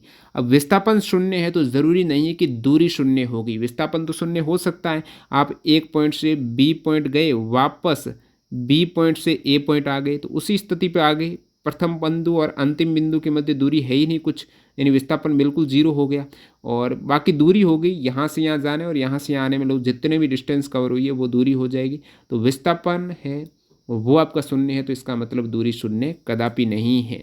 नेक्स्ट अपना है, गति के समीकरण के किसी एक समान वेग से गमन करते पिंड के लिए किस प्रकार परिवर्तन होंगे? गति के 3 समीकरण है। प्रथम समीकरण आपको बताया था v बराबर u प्लस ए टी, दूसरा है s बराबर u t plus half a t square, तीसरा है v square minus u square बराबर 2as। तो यहाँ पर बोल रहा है कि गति के समीकरण किसी एक समान वेग से गमन करते पिंड के लिए कैसे बदलेंगे? एक समान वेग से गमन कर रहा है, तो वेग बदल रहा नहीं बदल रहा, वेग नहीं बदल रहा है, इसका मतलब त्वरण 0 हो गया। त्वरण होता है क्या? वेग में परिवर्तन है। जैसे वेग यहाँ पर भी एक ऐसा ग्राफ जिसमें आपने देखा होगा वेग नहीं बदल रहा है, इस समय भी वेग 10 है यहाँ पर भी, और इस समय भी 10 है, तो वेग में परिवर्तन 10 - 10 और जैसे 1 सेकंड में यहाँ से यहाँ गई है, ठीक है, तो 1 सेकंड में 10 माइनस 0/1 0 हो जाएगा त्वरण। वेग में परिवर्तन जब तक नहीं होगा त्वरण आपका आएगा ही नहीं, वस्तु की गति त्वरित होगी ही नहीं। तो वेग में जब परिवर्तन नहीं होगा तो त्वरण शून्य होना ही, तो एक समान वेग यानी त्वरण शून्य है। त्वरण शून्य होगा तो गति के समीकरण कैसे आपके बैठेंगे, v बराबर u प्लस at, ए यहाँ पर शून्य रखना तो v बराबर u हो जाएगा। इसी प्रकार त्वरण यहाँ पर भी शून्य करना तो ये पूरी शून्य हो जाएगी, s बराबर ut हो जाएगा, ठीक है। नेक्स्ट यहाँ पर तीसरे में आपको a शून्य करना तो ये शून्य हो जाएगा, तो v स्क्वायर ये इस साइड आएगा तो बराबर u स्क्वायर, v स्क्वायर बराबर u स्क्वायर या फिर v square minus u square बराबर शून्य हो जाएगा। तो ये गति के 3 समीकरण ऐसे हो जाएंगे, कोई दिक्कत ही नहीं है। नेक्स्ट वाला देखते हैं। कोई बालिका किसी सरल रेखीय पथ के अनुदिश चलकर लेटर बॉक्स में पत्र डालती है। कोई बालिका एक ऐसे सरल रेखीय पथ के अनुदिश चलकर यहाँ से चली, ये आपका लेटर बॉक्स था, इसमें इन्होंने लेटर डाल दिया और वापस अपनी आरंभिक स्थिति पर लौट आती है। दोबारा यहाँ पर ये चलकर अपनी मूल स्थिति यानी यहाँ पर आ गई, इस बिंदु पर दोबारा आ गई। तो आपको पूछा क्या, उसकी गति का दूरी समय ग्राफ चित्र 8.4 में दर्शाए हैं। इस गति के लिए वेग समय ग्राफ खींचिए। तो यहाँ पर सेम स्थिति में वापस आई तो विस्थापन तो शून्य हो गया। तो लेकिन आपके समक्ष जो दूरी समय ग्राफ ये है, इसका वेग समय ग्राफ आपको ड्रॉ करना है। दूरी समय ग्राफ आप देखेंगे ये 100 मीटर गई, कितनी गई, यहाँ से यहाँ तक जो समय जैसे 50 सेकंड का समय लगा, लेटर बॉक्स के पास गई 100 मीटर, ठीक है, और वापस आ गई 100 मीटर, वापस आ गई 50 सेकंड में नेक्स्ट, तो वापस अपनी दूरी 0 पर आ गई, विस्थापन 0 पर आ गई, उसी स्थिति में आ गई। यहाँ पर आपको वेग समय ग्राफ ड्रॉ करना है, ठीक है। अब वेग समय ग्राफ आप कैसे ड्रॉ करेंगे, लड़की कुछ स्पीड से यहाँ पर जा रही है और उस स्पीड से वापस आ रही है, क्योंकि यहाँ पर जाने में 50 सेकंड का समय और यहाँ पर आने में भी 50 सेकंड का समय, यानी उसकी स्पीड है वो फिक्स है। तो लड़की की स्पीड फिक्स कितनी है, तो आप कहेंगे ये 100 मीटर गई है, कितने समय में, 50 सेकंड में गई है। तो स्पीड चाल बराबर क्या हो जाएगा, दूरी बटा समय, दूरी बटा समय। स्पीड आपको पता है v बराबर क्या होती है, d/t। अब d है 100, t है आपके 50, तो यहाँ से आपकी कितनी हो गई 2, तो स्पीड आपकी आ गई 2 मीटर पर सेकेंड। तो वेग यहाँ पर फिक्स हो गया, लड़की एक स्पीड से यहाँ पर जा रही है, एक फिक्स वेग से जा रही है, ये जा रही है जा रही है। अब यहाँ पर गई, अपने गंतव्य स्थान पर चली गई, जैसे यहाँ पर ये पहुँच गई लड़की, देखिए इतने समय में, ये आपका समय का ग्राफ है। यहाँ पर समय कितना हो जाएगा, आप कहेंगे 50 सेकेंड में पहुँच गई, ठीक है, ये आपका 100 सेकेंड। अब 50 सेकेंड में पहुँचने के बाद लड़की क्या करती है, वापस अपने स्थान पर आ जाती है। वापस आने का मतलब उसने अपनी दिशा चेंज कर दी, वेग में परिवर्तन हो गया। वेग में परिवर्तन कब होता है, या तो वेग का परिमाण बदलता है या इसकी डायरेक्शन बदलती है। तो इसकी दिशा बदल गई, अब वेग में परिवर्तन हुआ तो ग्राफ नीचे से स्टार्ट करनी पड़ेगी। स्पीड तो सेम स्पीड से आ रही, वहाँ पर लेटर बॉक्स में डाला, दोबारा उसी स्पीड से आ रही है, आप देख पा रहे हो यहाँ पर दोबारा वो लड़की कितनी 100 मीटर चली है, ये आपकी दूरी इसने तय की है 100 मीटर, समय वही 50 सेकंड का, तो ये माइनस में हो जाएगा, यहाँ पर वेग आपका माइनस में हो जाएगा। दोबारा लड़की यहाँ से चल रही है और ये एक समय 100 सेकंड में यहाँ पर पहुँच गई, तो ये एक ऐसी स्थिति आएगी, इसको मैच कर देंगे और इसको मैच कर देंगे, ये आपका ग्राफ बन जाएगा वेग समय का। आप कहेंगे ये बीच में कैसी लाइन आ रही, तो लड़की यहाँ पर गई है तो लेटर बॉक्स में डाला तो रुकी है ना, एक बार तो यहाँ पर रुक गई, यानी ये वेग है, ये समय है। रुकने पर वेग एक बार तो नियत शून्य आएगा है ना, वेग तो विरामावस्था में आ जाएगा। तो यहाँ पर इसलिए ये वेग को शून्य आने के लिए यहाँ पर ऐसा ड्रॉ किया है कि यहाँ से वापस लड़की का ये वेग शून्य आया और दोबारा लड़की यहीं से उसी वेग से स्टार्ट हो जाती है और 100 पर पहुंचकर दोबारा उसका वेग शून्य हो जाता है, यानी वहाँ पर रुक जाती है। तो यहाँ पर दोबारा ऐसे में लेके आ गया, तो ये लड़की का इस टाइप से ग्राफ बन जाएगा वेग समय का। ये v है माइनस नेगेटिव में, ठीक है। तो ये वाला आपका वेग समय ग्राफ है, ऐसे डिनोट आप कर सकते हो। नेक्स्ट अपन देखते हैं, कोई कार विराम अवस्था से गति आरंभ करके x अक्ष के अनुदिश नियत त्वरण a बराबर 5 मीटर पर सेकंड स्क्वायर से 8 सेकंड तक गमन करती है। इसके पश्चात यदि कार नियत वेग से गति करती रहती है तो विराम से गति आरंभ करने के पश्चात 12 सेकंड में ये कितनी दूरी तय करेगी। बिल्कुल ईजी है, क्या क्या चीज़ें दे रखी है। विराम अवस्था से गति कर रही है, उसका मतलब उसका इनिशियल वेलोसिटी u बराबर आपको 0 लेना पड़ेगा, यानी प्रारंभिक वेग उसका कितना है 0 मीटर पर सेकेंड है। उसके बाद x अक्ष के अनुदिश नियत त्वरण से उसका त्वरण फिक्स है, यानी प्रति सेकेंड 5 मीटर पर सेकेंड वेग उसका बढ़ रहा है, तो त्वरण उसका फिक्स है 5 मीटर पर सेकेंड स्क्वायर। 8 सेकंड तक गमन करती है, टी बराबर उसने 8 सेकंड दिया है। इसके पश्चात यदि कार नियत वेग से गति करती रहती तो विराम से गति आरंभ करने के पश्चात 12 सेकंड में ये कितनी दूरी तय करेगी, यानी 8 सेकंड के बाद शुरुआत से विराम से यानी शुरुआत से गति करने के आरंभ करने के पश्चात 12 सेकंड यानी 4 सेकंड और ये गति करेगी, तो ये कितनी दूरी तय करेगी। तो यहाँ पर शुरुआत में अपन देख लेते हैं कि 8 सेकंड में उसने कितनी दूरी तय की है। आप कहेंगे मैं शुरुआत के 8 सेकंड तक डायरेक्टली मैं तो निकालूंगा 12 सेकंड तक। आप डायरेक्टली 12 सेकंड में मत निकाल देना, क्योंकि शुरुआत में तो नियत त्वरण से गमन करती है। त्वरण का मतलब वेग में परिवर्तन हो रहा है, वहाँ पर एक फिक्स समय में फिक्स वेग परिवर्तित हो रहा है। लास्ट में 8 सेकंड के बाद क्या कर रही है, वो नियत वेग से गति कर रही है। क्या नियत वेग में त्वरण चेंज होगा? नियत वेग में तो त्वरण बिल्कुल होगा ही नहीं, त्वरण जीरो रहेगा। तो सेकंड स्थिति में त्वरण है ही नहीं कुछ, त्वरण 8 सेकंड तक ही है। उसके बाद नियत वेग का मतलब नेक्स्ट 4 सेकंड में त्वरण बिल्कुल नहीं है, जीरो है त्वरण। नियत वेग का मतलब त्वरण जीरो है। तो शुरुआत में 8 सेकंड में आपको त्वरित गति मिल रही है, तो यहाँ पर उसकी डिस्टेंस अलग होगी और बिना त्वरण के उसकी डिस्टेंस नेक्स्ट 4 सेकंड की अलग होगी। तो सबसे पहले अपन देख लेते हैं उनकी त्वरित गति में डिस्टेंस, यानी एस बराबर u t plus half a t square, जो गति का द्वितीय समीकरण कहता है। यू यानी विराम अवस्था से गति कर रही है, तो यू यहाँ पर जीरो है, तो जीरो गुणा टी कितना है, शुरुआत के 8 सेकेंड है तो 8 लो प्लस 1/2 गुणा ए, त्वरण कितना है 5 मीटर पर सेकेंड स्क्वायर, टी स्क्वायर यानी 8 गुणा 8। अब यहाँ से ये तो पूरी राशि जीरो हो गई। उसके बाद इसको मैं गुणा करूंगा तो ये आपका आधा हो जाएगा 4, 5 और 4 20 गुणा 8, 8 दूनी 16, 160 मीटर। कितनी दूरी तय कर दी इसने, 160 मीटर कर दी शुरुआती दूरी, जब उसका त्वरण था कुछ, कितना त्वरण था 5 था, तो उस केस में 160 मीटर दूरी तय कर दी। अब सेकेंड स्थिति में यदि कार नियत वेग से गति करती है, 8 सेकंड बाद कार नियत वेग से गति करती है, यानी त्वरण उसका शून्य हो गया, वेग में परिवर्तन नहीं हो रहा, त्वरण शून्य हो गया। तो विराम से गति आरंभ करने के पश्चात 12 सेकंड, विराम से गति आरंभ करने के 8 सेकंड तो हो गए, 12 सेकंड यानी 4 सेकंड और, तो टी बराबर 4 सेकंड रहना है। तो आप कहेंगे तो नियत वेग, अब लास्ट में वेग कितना हो गया, जब वस्तु 8 सेकंड में गति कर दी थी ना, उस समय लास्ट में वेग कितना रहा उसका, लास्ट में धीरे धीरे वेग बढ़ रहा, प्रति सेकंड वेग है वो 5 मीटर पर सेकंड स्क्वायर से बढ़ रहा है। तो आप कहेंगे 1 सेकंड में 5 हो गया, 8 सेकंड में उसका वेग बढ़ गया, लास्ट में 40 मीटर पर सेकंड हो गया। भाई 5 मीटर पर सेकंड का मतलब क्या हुआ कि वेग 1 सेकंड में 5 मीटर पर सेकंड बढ़ रहा है, तो 2 सेकंड में 10 मीटर पर सेकंड, इस प्रकार बढ़ता जा रहा है और 8 सेकंड तक बढ़ता ही गया। तो 8 सेकंड तक कितना बढ़ गया, 40 मीटर पर सेकंड आ गया लास्ट में। तो वेग इसका लास्ट में कितना नियत वेग रहा, 40 मीटर। आप कहेंगे ये तो एक बिल्कुल लॉजिकली बात हो गई। गति के समीकरण से आप बात करेंगे, v बराबर यू प्लस ए टी होता है, सभी को पता है v बराबर यू प्लस ए टी। यहाँ पर v यानी अंतिम वेग कितना है, आप कहेंगे प्रारंभिक वेग कितना था, प्रारंभ में तो कुछ वेग था ही नहीं, शून्य था। a कितना, त्वरण है 5 और t कितना, t है 8 सेकंड में, तो v बराबर 40 मीटर पर सेकंड। तो लास्ट में जो एक नियत वेग मिल गया ना, अब त्वरण नहीं मिल रहा है, अब नियत वेग हो गया, इसका मतलब अब त्वरित गति नहीं होगी, प्रति सेकंड वेग बढ़ेगा नहीं, वेग एक फिक्स हो गया। अब फिक्स वेग कितनी सेकंड तक रहा, नेक्स्ट 4 सेकंड तक फिक्स वेग रहा, यानी 1 सेकंड में 40 मीटर और 4 सेकंड में कितनी, तो आप 4 से गुणा कर देंगे, 40 गुणा 4 यानी 160 और हो जाएगा 40 गुणा 4, तो नेक्स्ट 4 सेकंड में 108 और 8 सेकंड में भी 108, तो टोटल 160, ठीक है। तो 160 प्लस 160 बराबर 320 मीटर उसने टोटल दूरी तय की है। नेक्स्ट सवाल, कोई मोटरसाइकिल ए से बी तक 30 किलोमीटर प्रति घंटा की एक समान चाल से जाती है और 20 किलोमीटर प्रति घंटा की चाल से वापस लौटती है, तो औसत चाल ज्ञात कीजिए। इसके लिए औसत चाल का आपको फॉर्मूला पता होना चाहिए।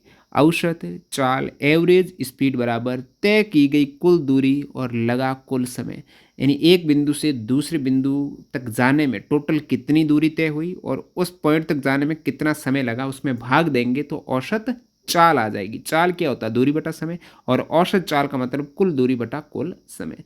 कुल दूरी ए बिंदु से बी बिंदु, ये आपका ए पॉइंट, यहाँ से गई है बी पॉइंट, तो कुल दूरी कितनी हो गई, यहाँ पर कोई दूरी दी है, दूरी तो नहीं दी है, चाल जरूर दी है। जाने में 30 किलोमीटर प्रति घंटा की स्पीड से जा रही है, आने में 20 किलोमीटर प्रति घंटा की स्पीड से आ रही है।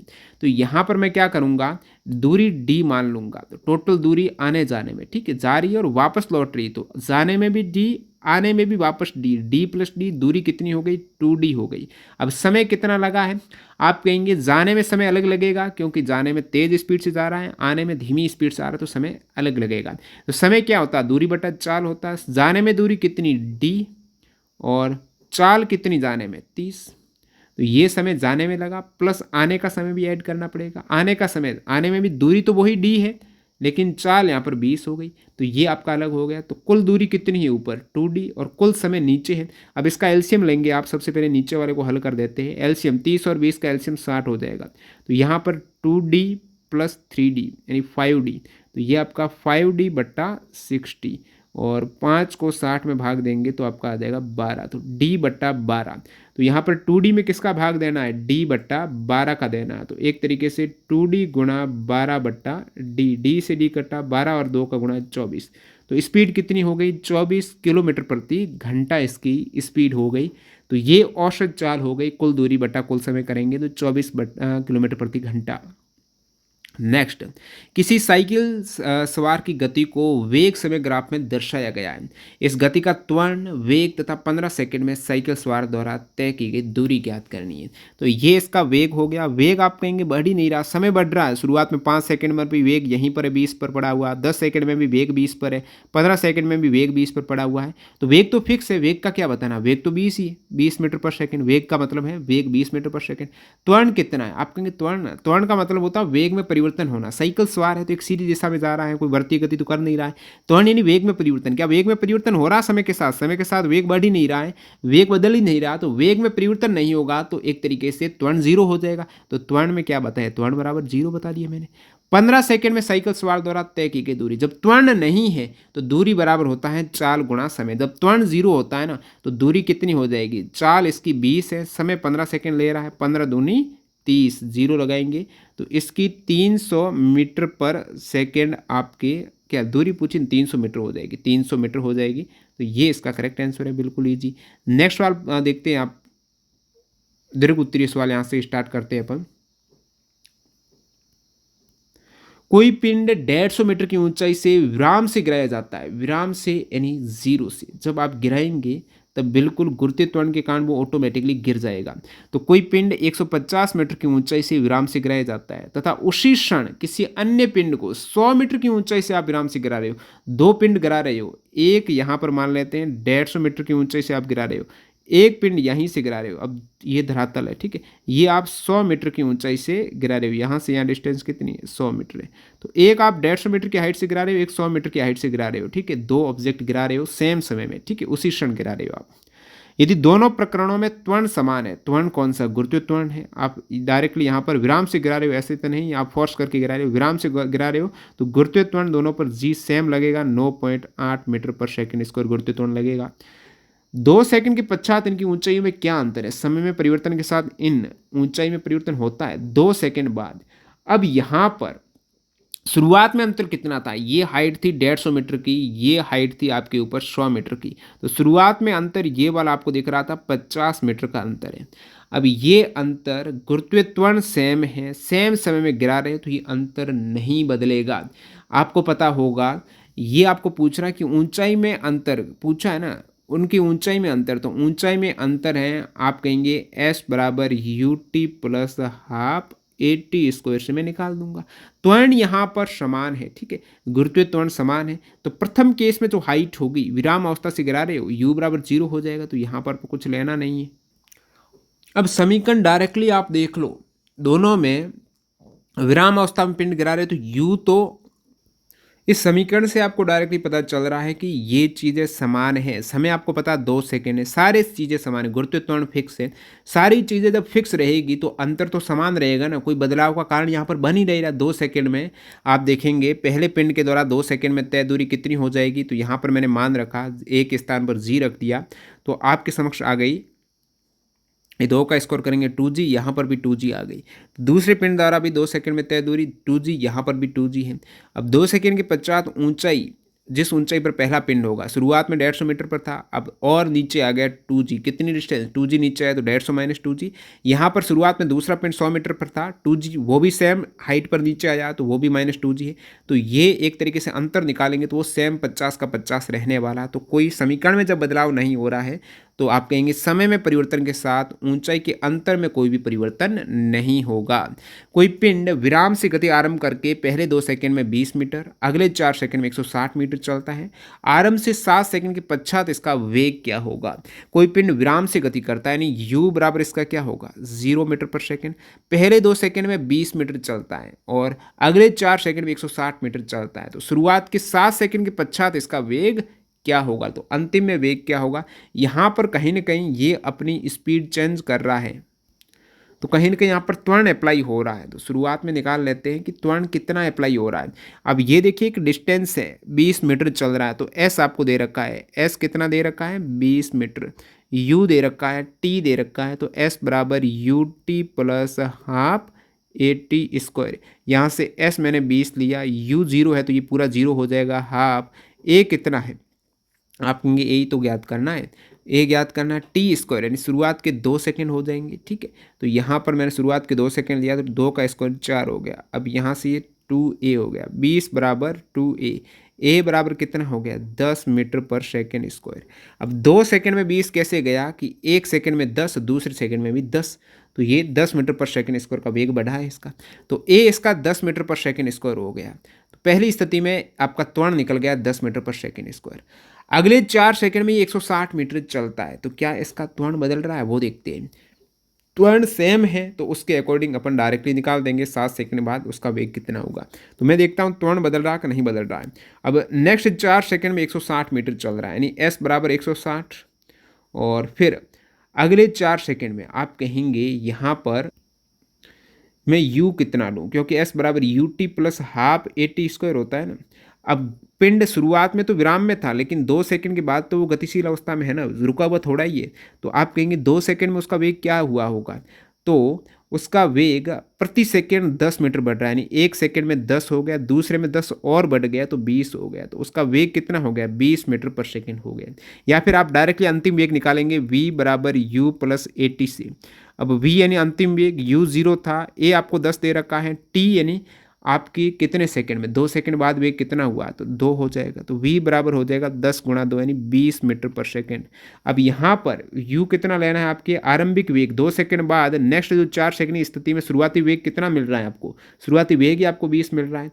नेक्स्ट समय कितना मिल रहा है, समय आपको 4 सेकंड का मिल रहा है प्लस हाफ ए आपको फाइंड आउट करना है। ठीक है, और टी कितना है 400, 4 और 4 का 16 हो जाएगा, 20 और 4 का करेंगे तो 80 प्लस ये आपका हो जाएगा 8a। ठीक है, तो इधर 160 था, 160 और 80 माइनस करेंगे तो यहाँ पर 80 आ जाएगा, 8a बराबर 80, तो a बराबर कितना हो जाएगा, a बराबर 10 मीटर पर सेकेंड तो स्क्वायर। तो त्वरण क्या बदल रहा है, यहाँ पर भी त्वरण 10 मीटर है, नेक्स्ट स्थिति में भी त्वरण 10 मीटर है, तो ये त्वरण तो फिक्स हो गया 10 मीटर पर सेकेंड स्क्वायर, एक नियत त्वरण है। तो आरंभ से 7 सेकेंड के बाद कितना वेग होगा, तो त्वरण इसका 10 मीटर पर सेकेंड स्क्वायर है, तो डायरेक्टली आप लगा सकते हो आइडिया कि 1 सेकेंड में वेग बढ़ रहा है 10 मीटर। त्वरण का मतलब है 1 सेकेंड में वेग बढ़ रहा है 10 मीटर पर सेकेंड, 1 सेकेंड में 10 मीटर पर सेकेंड वेग हो रहा है, 2 सेकेंड में 20 मीटर पर सेकेंड, 7 सेकेंड में उसका वेग हो जाएगा 70 मीटर पर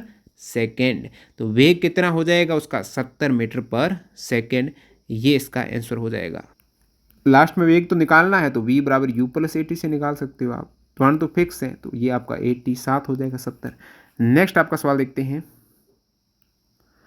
5 गुणा 10 की घात 4 मीटर पर सेकेंड वेग से गतिमान कोई इलेक्ट्रॉन किसी एक समान विद्युत क्षेत्र में प्रवेश करके अपनी आरंभिक गति की दिशा में 10 की घात 4 मीटर पर सेकेंड स्क्वायर का एक समान त्वरण अर्जित करता है। तो पूछा है कि वह समय परिकल्पित कीजिए जिसमें ये इलेक्ट्रॉन अपने आरंभिक वेग का दुगुना वेग अर्जित करेगा। तो वो कौन सा समय रहेगा जिसमें ये इलेक्ट्रॉन आरंभिक वेग का दुगुना वेग, अब आरंभिक वेग का दुगुना वेग यानी जो अंतिम वेग होगा ना वो 2u होगा, आरंभिक वेग का दुगुना होगा, v बराबर 2u आपको रखना है और आंसर निकालना है। तो यहाँ से आप देखेंगे वह समय परिकल्पित कीजिए यानी t आपको फाइंड आउट करना है। जब v बराबर आप 2u रखेंगे, आप कहेंगे v बराबर तो होता है u प्लस 80 होता है। यहाँ पर ए आपको दे रखा है 10 की घात 4 पर मीटर स्क्वायर, इसका त्वरण से ये गति कर रहा है। और जो वेग यहाँ पर है वो 5 गुणा 10 की घात 4 मीटर पर सेकेंड है, यू, जो आपको प्रारंभिक वेग दे रखा है।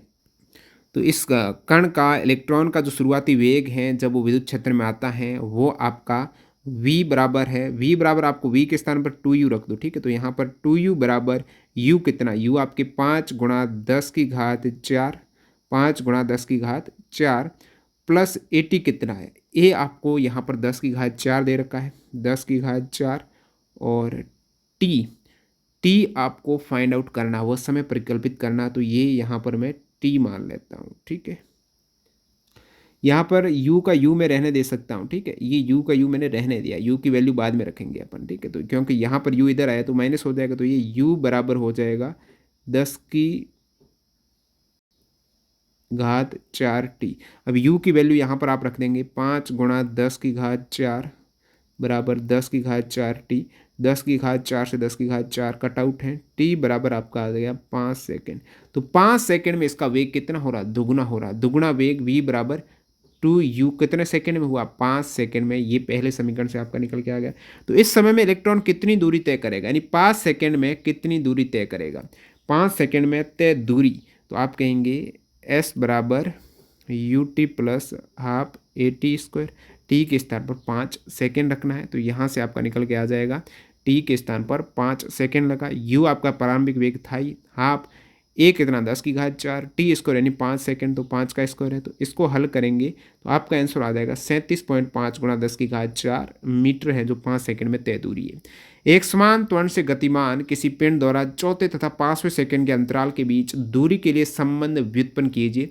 अब यहाँ पर एक समान त्वरण है, त्वरण आपका फिक्स है, किसी पिंड द्वारा चौथे और 5वें सेकेंड के अंतराल के बीच की दूरी का संबंध। अब s बराबर ut प्लस हाफ AT², एक समान त्वरण की, तो ये सूत्र है गति का।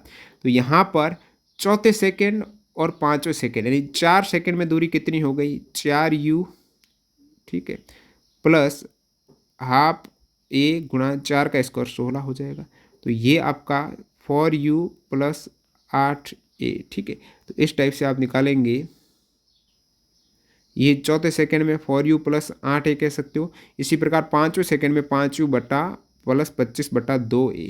तो इनके मध्य आपको संबंध निकालना है, s और s डैश के मध्य। इसको मैंने क्या किया, माइनस कर दिया, क्योंकि यही तो पूछा है आपको कि चौथे और 5वें सेकंड के अंतराल के बीच की दूरी कितनी है। चौथे और 5वें सेकंड के मध्य का अंतराल निकालना है, चौथे और 5वें सेकंड के मध्य के अंतराल के बीच की दूरी, यानी चौथे सेकंड और 5वें सेकंड, मैं कहूँगा 5वें सेकंड की दूरी, ये 1 से 5 सेकंड की दूरी और 4 सेकंड तक दूरी, इनको आपस में 5 सेकंड में से 4 सेकंड में माइनस करूँगा तो पीछे ये अंतराल की दूरी मिल जाएगी ना मेरे को। तो 5 सेकंड में चली गई दूरी, उसमें से मैं 4 सेकंड माइनस करूंगा तो ये s माइनस एस डैश मेरे को करना पड़ेगा। तो इसको जब मैं माइनस करूंगा s माइनस एस डैश ये वाला, तो मेरे को 5u में से 4u गए, पीछे रहा u, और यहाँ पर एलसीएम लेंगे तो 25 माइनस 16 बराबर हो जाएगा 9 बटा आपका 2 है ही। तो ये u प्लस 9/2a ये वाला अंतराल में आपका दूरी हो जाएगी। अब अंतिम सवाल देखते हैं आपका एग्जाम्पल का। सवाल से ज़्यादा आपको याद रखना है इसका क्या चीज़ निकल के आ रही है। दो गेंद एक ही क्षण अपने अपने क्रमश आरंभिक वेग u1 तथा u2 से ऊपर की ओर ऊर्ध्वाधर दिशा में फेंकी जाती है। सिद्ध कीजिए कि इनके द्वारा तय की गई ऊंचाई u1 का स्क्वायर और ut के स्क्वायर के अनुपात में होगी। तो यहाँ पर ये बोल रहा है कि ऊर्ध्वाधर दिशा में ऊपर की ओर एक ही क्षण अपने अपने आरंभिक वेग u1 से फेंक रहे हैं, उसके बाद u2 से फेंक रहे हैं, ऊर्ध्वाधर दिशा में फेंकी जाती है। तो उनके द्वारा तय की गई ऊंचाई, ऊंचाई कौन सी होगी, आप गेंद को ऊपर फेंक रहे हो, ऊंचाई यानी वह स्थिति जहां पर गेंद रुक जाए, यानी अंतिम वेग जहां पर 0 हो जाए, वही तो उसकी ऊंचाई होगी। तो v² माइनस u² बराबर क्या होता है, 2as होता है। यहाँ पर लास्ट में v² यानी v तो 0 हो जाएगा, यानी माइनस u² बराबर। अब जब गेंद ऊपर की ओर फेंक रहे हैं तो उनके मध्य ए कौन सा होगा, गुरुत्वीय त्वरण होगा। अब मैं मानता हूं गुरुत्वीय त्वरण ऊपर की ओर फेंकेंगे तो वस्तु को रोकने का प्रयास करेगा, यानी माइनस लगेगा, वेग को कम करेगा तो माइनस लगेगा, तो माइनस हो जाएगा एक तरीके से, ये भी आपका -2gs। तो यहाँ से माइनस माइनस अपने आप प्लस हो गई, तो u² बराबर 2gs, ये प्रथम स्थिति में, ठीक है। जब प्रारंभिक वेग u1 था तो u1 का स्क्वायर बराबर 2gs। इसी प्रकार दूसरी स्थिति आप देखेंगे, इस शुरुआत में s1 हो गया, तो दूसरी स्थिति में भी सेम स्थिति हो जाएगी, u2 का स्क्वायर, क्योंकि दूसरी स्थिति में अंतिम वेग 0 होगा, बराबर 2gs2। तो यहाँ पर ये बोल रहा है कि u1 का स्क्वायर और ut के स्क्वायर का अनुपात निकालेंगे, तो इसका अनुपात यानी इसमें भाग देंगे तो 2g से 2g गया, तो ये इसकी तय की गई ऊंचाइयों का अनुपात होगा। बिल्कुल s1 और s2 का अनुपात है वो u1 का स्क्वायर अनुपात u2 का स्क्वायर निकल के यहाँ से आ रहा है, कोई दिक्कत है नहीं, बिल्कुल ईजी है। तो ये आप कह सकते हो जब दो वस्तु आप ऊपर की तरफ फेंकेंगे तो उनके द्वारा तय की गई दूरी उनके प्रारंभिक वेग के स्क्वायर के अनुपात के बराबर होगी, ये ध्यान रखिएगा, डायरेक्टली फॉर्मूला है। अब ये सवाल तो आपके एनसीईआरटी एग्जाम्पलर के 24 क्वेश्चंस न्यूमेरिकल सहित हो गए, एक तरीके से 1 घंटे में ये तो हो गए। अब नेक्स्ट आपके लगभग आधे घंटे में एनसीईआरटी के इंपॉर्टेंट फैक्ट प्लस एनसीईआरटी की टेक्स्ट बुक के न्यूमेरिकल आपके 7 सवाल वो हल करेंगे। अब यहाँ पर सवाल आपका टेक्स्ट बुक के फैक्ट बताऊँ, स्थिति में परिवर्तन एक गति है, इसकी व्याख्या तय की गई दूरी या विस्थापन के रूप में की जा सकती है। बिल्कुल गति यानी स्थिति में परिवर्तन हो रहा वही गति है, और वो गति आप डिनोट करेंगे एक तरीके से कितनी दूरी चल रही है, विस्थापन कितना हो रहा है जब आपकी स्थिति में परिवर्तन हो रहा है। एक वस्तु की गति का समान या असमान होना उस वस्तु के वेग पर निर्भर करता है जो कि नियत है या बदल रहा है। वेग नियत है तो वस्तु की गति समान होगी, वेग बदल रहा है तो वस्तु की गति असमान होगी। चाल या वेग क्या होता है, तो यहाँ पर आपको पता होगा प्रति इकाई समय में वस्तु द्वारा तय की गई दूरी उसकी चाल है। चाल बराबर क्या होता है, चाल जो स्पीड होती है वो होता है दूरी बटा समय। चाल यानी एक इकाई समय में जब समय 1 सेकेंड ले लिया तो उसके द्वारा तय की गई दूरी ही वो उसकी चाल है। इसी प्रकार प्रति इकाई समय में हुआ विस्थापन उसका वेग है। जब विस्थापन की बात आती है तो दूरी के स्थान पर अपन वेग रखेंगे, ये क्या बोल रहा हूँ, जब वेग की बात आएगी तो दूरी के स्थान पर क्या रखेंगे, विस्थापन रखेंगे। वेग बराबर होगा विस्थापन बटा समय, यानी इकाई समय में कितना विस्थापन तय किया वो उसका वेग है। वेग और चाल का मात्रक सेम होता है मीटर पर सेकेंड। त्वरण क्या होगा, वेग में परिवर्तन की दर को ही त्वरण कहते हैं। वेग में परिवर्तन जितने समय में हुआ है वो आपका त्वरण हो जाएगा। त्वरण का मात्रक वेग का मात्रक बटा सेकेंड, यानी मीटर पर सेकेंड स्क्वायर हो जाएगा त्वरण का मात्रक। और बाकी ये गति के तीनों समीकरण आपको बता दिए हैं। v बराबर u प्लस AT जो वेग समय संबंध है, s बराबर ut plus half AT square second समीकरण जो समय स्थिति संबंध है, v square minus u square बराबर 2s जो कि वेग स्थिति संबंध है। और औसत वेग क्या होता है, औसत वेग यानी प्रारंभिक वेग प्लस अंतिम वेग बटा 2 करेंगे तो औसत वेग है। अब यहाँ पर एक समान गति तथा असमान गति क्या होती है, तो एक समान गति यानी एक फिक्स समय में यदि फिक्स डिस्टेंस तय होती है, सेम समय अंतराल में सेम दूरी तय होती है तो वो एक समान गति हो जाएगी। तो माना कि एक वस्तु एक सीधी रेखा में चल रही है, माना पहले 1 सेकंड में वो 50 मीटर चली, दूसरे सेकंड में भी 50 मीटर और तीसरे सेकंड में भी 50 मीटर, इस प्रकार प्रत्येक सेकंड में वो 50 मीटर चल रही है। तो वो वस्तु प्रत्येक सेकंड 50 मीटर दूरी तय कर रही है, क्योंकि वस्तु समान समय अंतराल में प्रति 1 सेकंड में सेम दूरी तय कर रही, तो वो गति एक समान गति का मतलब उसका वेग क्या है, फिक्स है, उसका वेग समय के साथ नहीं बदल रहा है। असमान गति यानी वस्तु के द्वारा समान समय अंतराल में, जैसे 1 सेकंड में एक बार तो 50 मीटर चल रही है, फिर 70 मीटर चल रही है, तो सेम समय अंतराल में अलग अलग वो वेग से जा रही है, तो वो असमान गति का उदाहरण हो जाएगी। तो इसके ग्राफ भी अपन ने कुछ देखे हैं और दोबारा बता देता हूँ। एक समान चाल से गतिमान किसी वस्तु का दूरी समय ग्राफ, यहाँ पर आप देख सकते हो ये दूरी ये समय, जब उसकी चाल समान हो यानी समान समय में समान उसकी स्पीड है वो बढ़ रही है, इंक्रीज हो रही है। देखिए यहाँ पर एक समान चाल है, यानी चाल इसकी फिक्स है, सॉरी बढ़ नहीं रही, फिक्स है। ये दूरी और समय है वे जरूर बढ़ रहा है, लेकिन एक समान समय में दूरी है वो समान बढ़ रही है। जैसे ये जो समय 20 सेकंड है, यहाँ पर दूरी 10 बढ़ी, अगले 20 सेकंड में भी दूरी है वो 10 की 10 ही बढ़ेगी। तो एक समान चाल यहाँ पर निकल के आ गई है, दूरी बटा समय निकालेंगे तो चाल आएगी। तो एक समान चाल का कर्व यहाँ पर दूरी समय का इस टाइप से मिलेगा आपको देखने को। इसी प्रकार असमान चाल है तो दूरी और समय का आप ग्राफ देखेंगे, शुरुआत में समय के साथ दूरी है वो कम बढ़ी, फिर समय सेम बढ़ रहा है 2 सेकंड का, लेकिन दूरी ज़्यादा बढ़ रही है। समय 2 सेकंड का सेम है, दूरी बहुत ज़्यादा। इस प्रकार समान समय अंतराल में असमान दूरी देखने को मिल रही है बढ़ती हुई, तो ये एक असमान चाल को दर्शाएगा। असमान चाल का ये इस टाइप से दूरी समय ग्राफ है, और एक समान चाल का ये दोनों ग्राफ अपन डिस्कस कर चुके हैं। त्वरित गति में क्या होगा कि वेग यहाँ पर समान समय में समान अंतराल से एक फिक्स वेग बढ़ता रहेगा। बढ़ रहा वेग है, समान नहीं है, लेकिन एक फिक्स फिगर से बढ़ रहा वेग, जैसे 2 की स्पीड से बढ़ता जा रहा वेग। शुरुआत में 5 था, 7 हो गया, 9 हो गया, तो ये एक समान त्वरित गति हो जाएगी, जिसमें त्वरण समान है। एक समान त्वरित गति में क्या त्वरण है वो सेम रहेगा, और बाकी असमान त्वरित गति में त्वरण यहाँ पर भिन्न भिन्न निकल के आ गया इस टाइप से।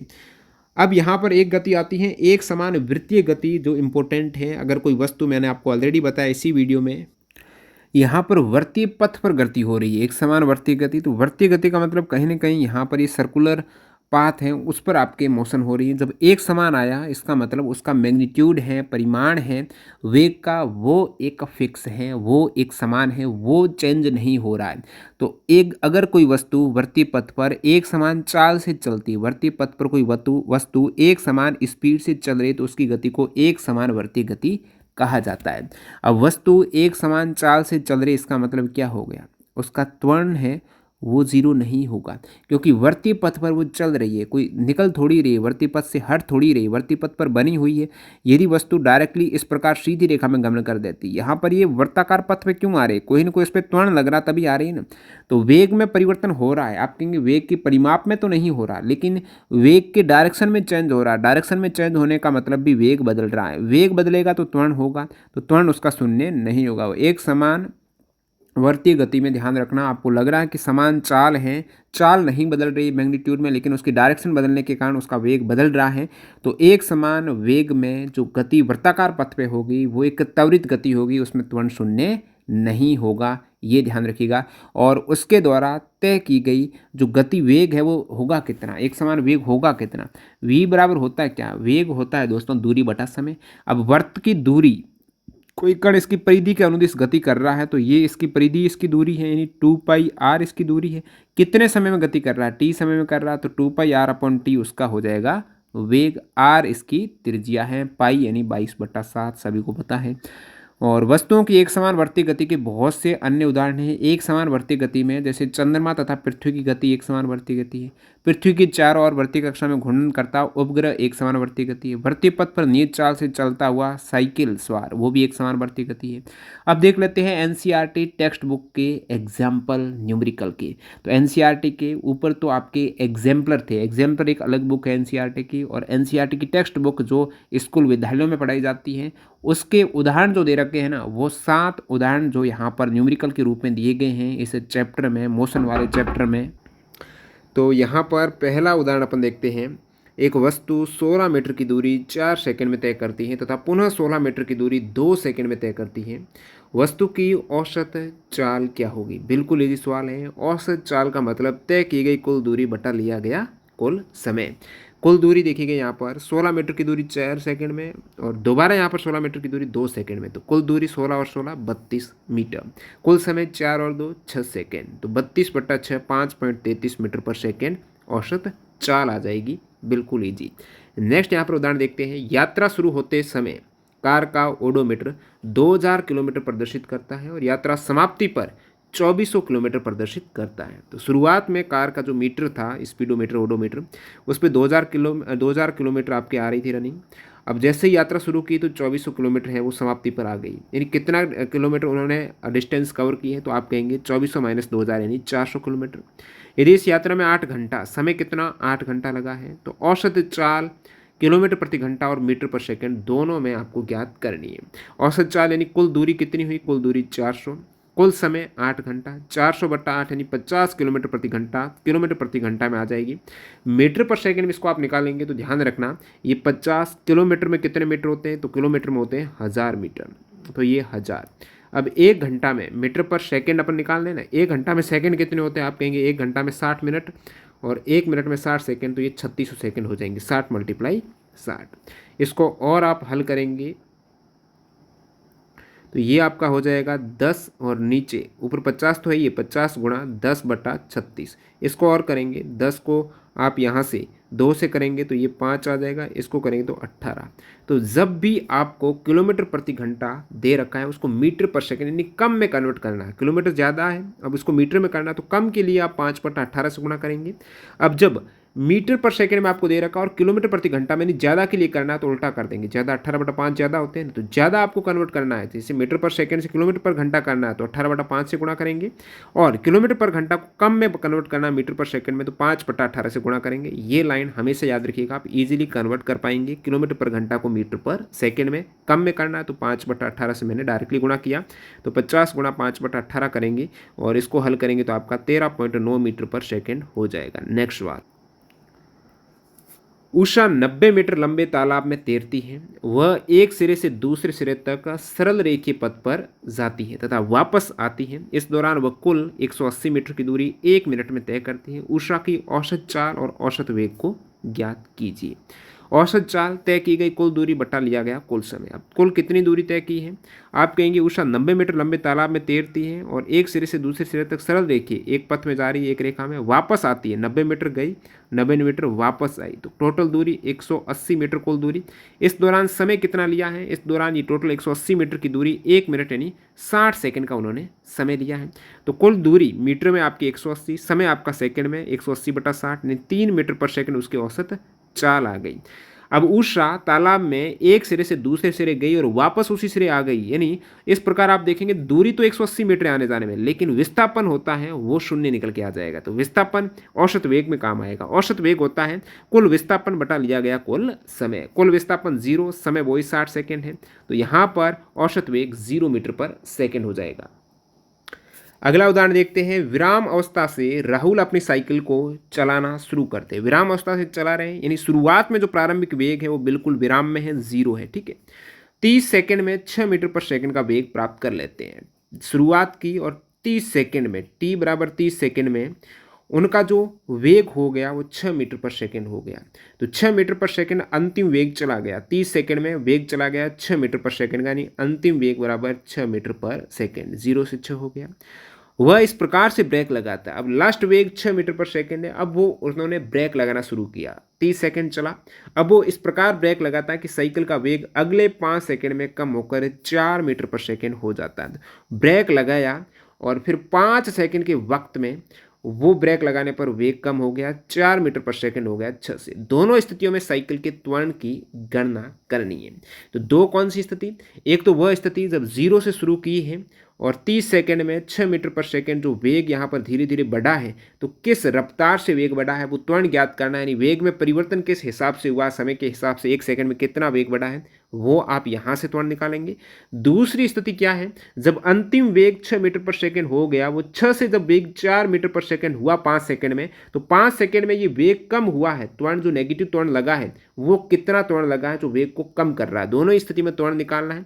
आपको जो चीज़ें दे रखी हैं वो आपके समक्ष है। u बराबर 0, अंतिम वेग बराबर 6, समय बराबर 30 है। तो आपके लिए यहाँ पर v है, u है, t है, तो यहाँ पर आपको पता होना चाहिए v बराबर u प्लस ए टी, सभी को पता है, गति का प्रथम समीकरण है।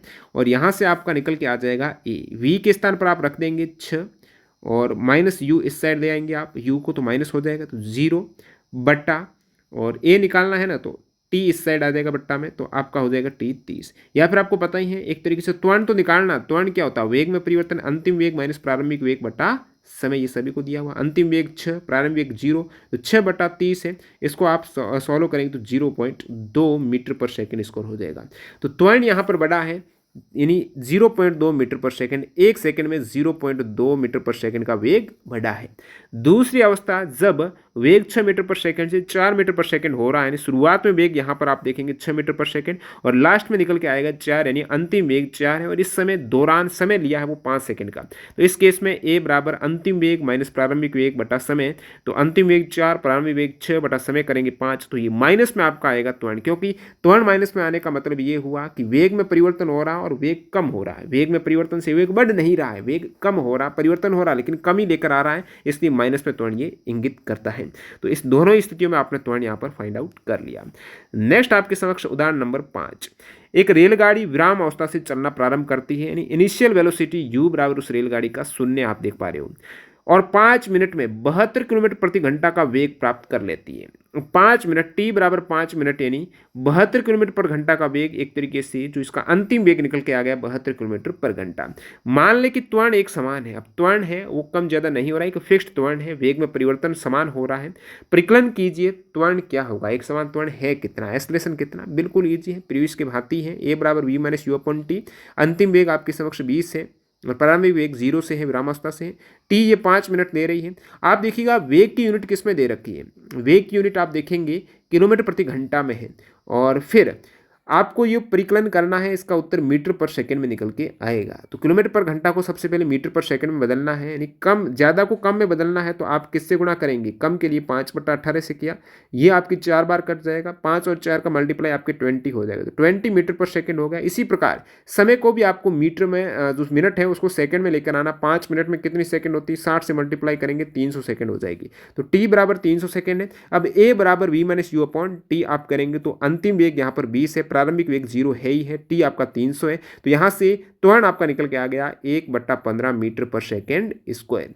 अब इसी प्रकार आपको आगे तय की गई दूरी ज्ञात करनी है। अब दूरी ज्ञात कर सकते हो आप इजीली, यानी एस आपको फाइंड आउट करने, इसके लिए दो सूत्र एस के हैं, एक तो you t plus half a t square. तो यहाँ पर आप कहेंगे प्रारंभिक वेग कितना है, तो ये आपका इनिशियल वेलोसिटी कितनी है, इनिशियल तो 0 थी, टी यानी कितने 300 सेकेंड में प्लस हाफ, त्वरण यहाँ से आपका निकल के आया था 1/15। अब उसके बाद टी का स्क्वायर यानी 300 का स्क्वायर। एक तो आप ऐसे कर सकते हो, सेकेंड स्थिति में आप करेंगे v square minus u square upon 2as, ये थोड़ा इजी हो जाएगा। इसका कारण ये है कि आपको पता है u तो बिल्कुल शून्य है, वी स्क्वायर बराबर 2as, तो इतना झंझट नहीं है।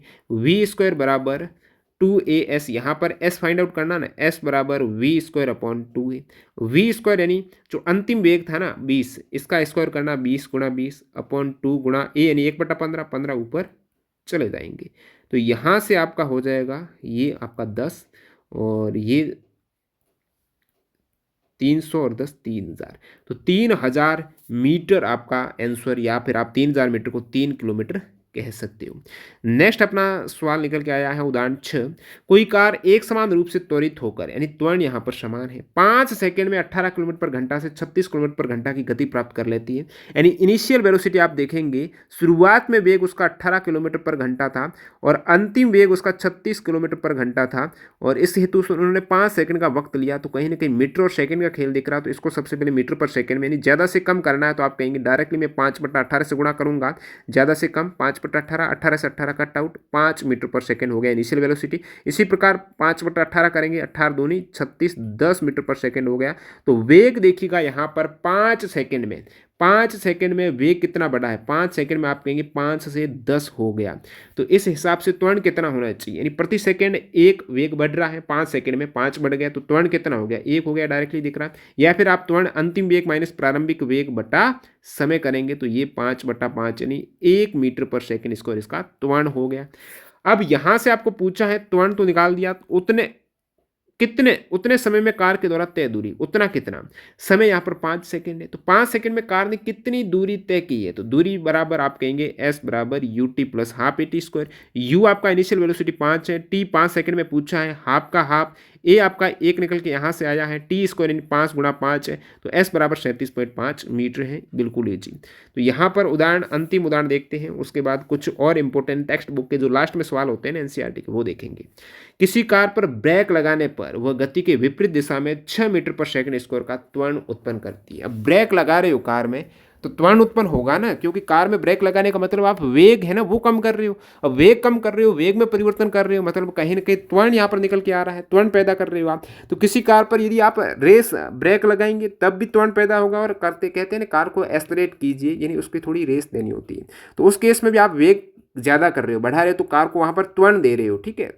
तो यहाँ पर यदि कार अब विपरीत दिशा में आप त्वरण दे रहे हो, इसका मतलब आप ब्रेक लगा रहे हो, तभी आप वेग कम कर रहे हो। विपरीत दिशा में त्वरण देना यानी वेग को कम करना। यदि कार ब्रेक लगाए जाने के बाद रुकने में 2 सेकंड का वक्त लेती है, अब ब्रेक लगाई और 2 सेकंड में कार रुक गई, तो उन 2 सेकंड में कार ने कितनी दूरी तय की? ब्रेक लगाने के बाद 2 सेकंड तक तो कार चली है ना, बाद में रुकी है, तो उस दौरान कार की तय दूरी कितनी? तो आप कहेंगे क्या क्या चीजें दे रखी है। तो किसी कार पर ब्रेक लगाने पर वह गति की विपरीत दिशा में 6 मीटर पर सेकंड का त्वरण उत्पन्न करती है। इसको मैं डायरेक्टली सॉल्व करने की कोशिश करूं ना, तो भी मैं कर सकता हूं। अब आप कार को रोक रहे हो 2 सेकंड में और कार अपनी स्पीड 1 सेकंड में 6 मीटर पर सेकंड कम करती है और लास्ट में जीरो कर देगी स्पीड। कार को रोकने का मतलब ये हुआ कि अंतिम वेग वो जीरो करेगी। अब 1 सेकंड में, जैसे 1 सेकंड में उसने 6 कम कर दी, 2 सेकंड में कर रही है टोटल, 1 सेकंड में 6 यानी शुरुआत में जो 1 सेकंड, उसके बाद 2 सेकंड में 6 और कम कर दी। प्रति सेकंड वो वेग है वो 6 कम कर रही है। तो यहाँ पर वेग बाहर रहा होगा ना, यहाँ पर वेग कितना रहा होगा, सॉरी यहाँ पर टोटल डिस्टेंस कितनी कवर की होगी? मान लेते हैं यहाँ पर वेग था 12, इस हिसाब से लग रहा कि वेग था उस कार का 12 मीटर पर सेकंड। अब यहाँ पर इस स्पीड से चल रही थी और आपने त्वरण अप्लाई किया 6 का, ये लॉजिकली डायरेक्टली बता रहा हूँ। त्वरण यहाँ पर 6 मीटर पर सेकंड यानी 1 सेकंड में ये 6 मीटर वेग कम कर रही, तो यहाँ पर वेग हो गया डायरेक्टली 6 पर आ गया।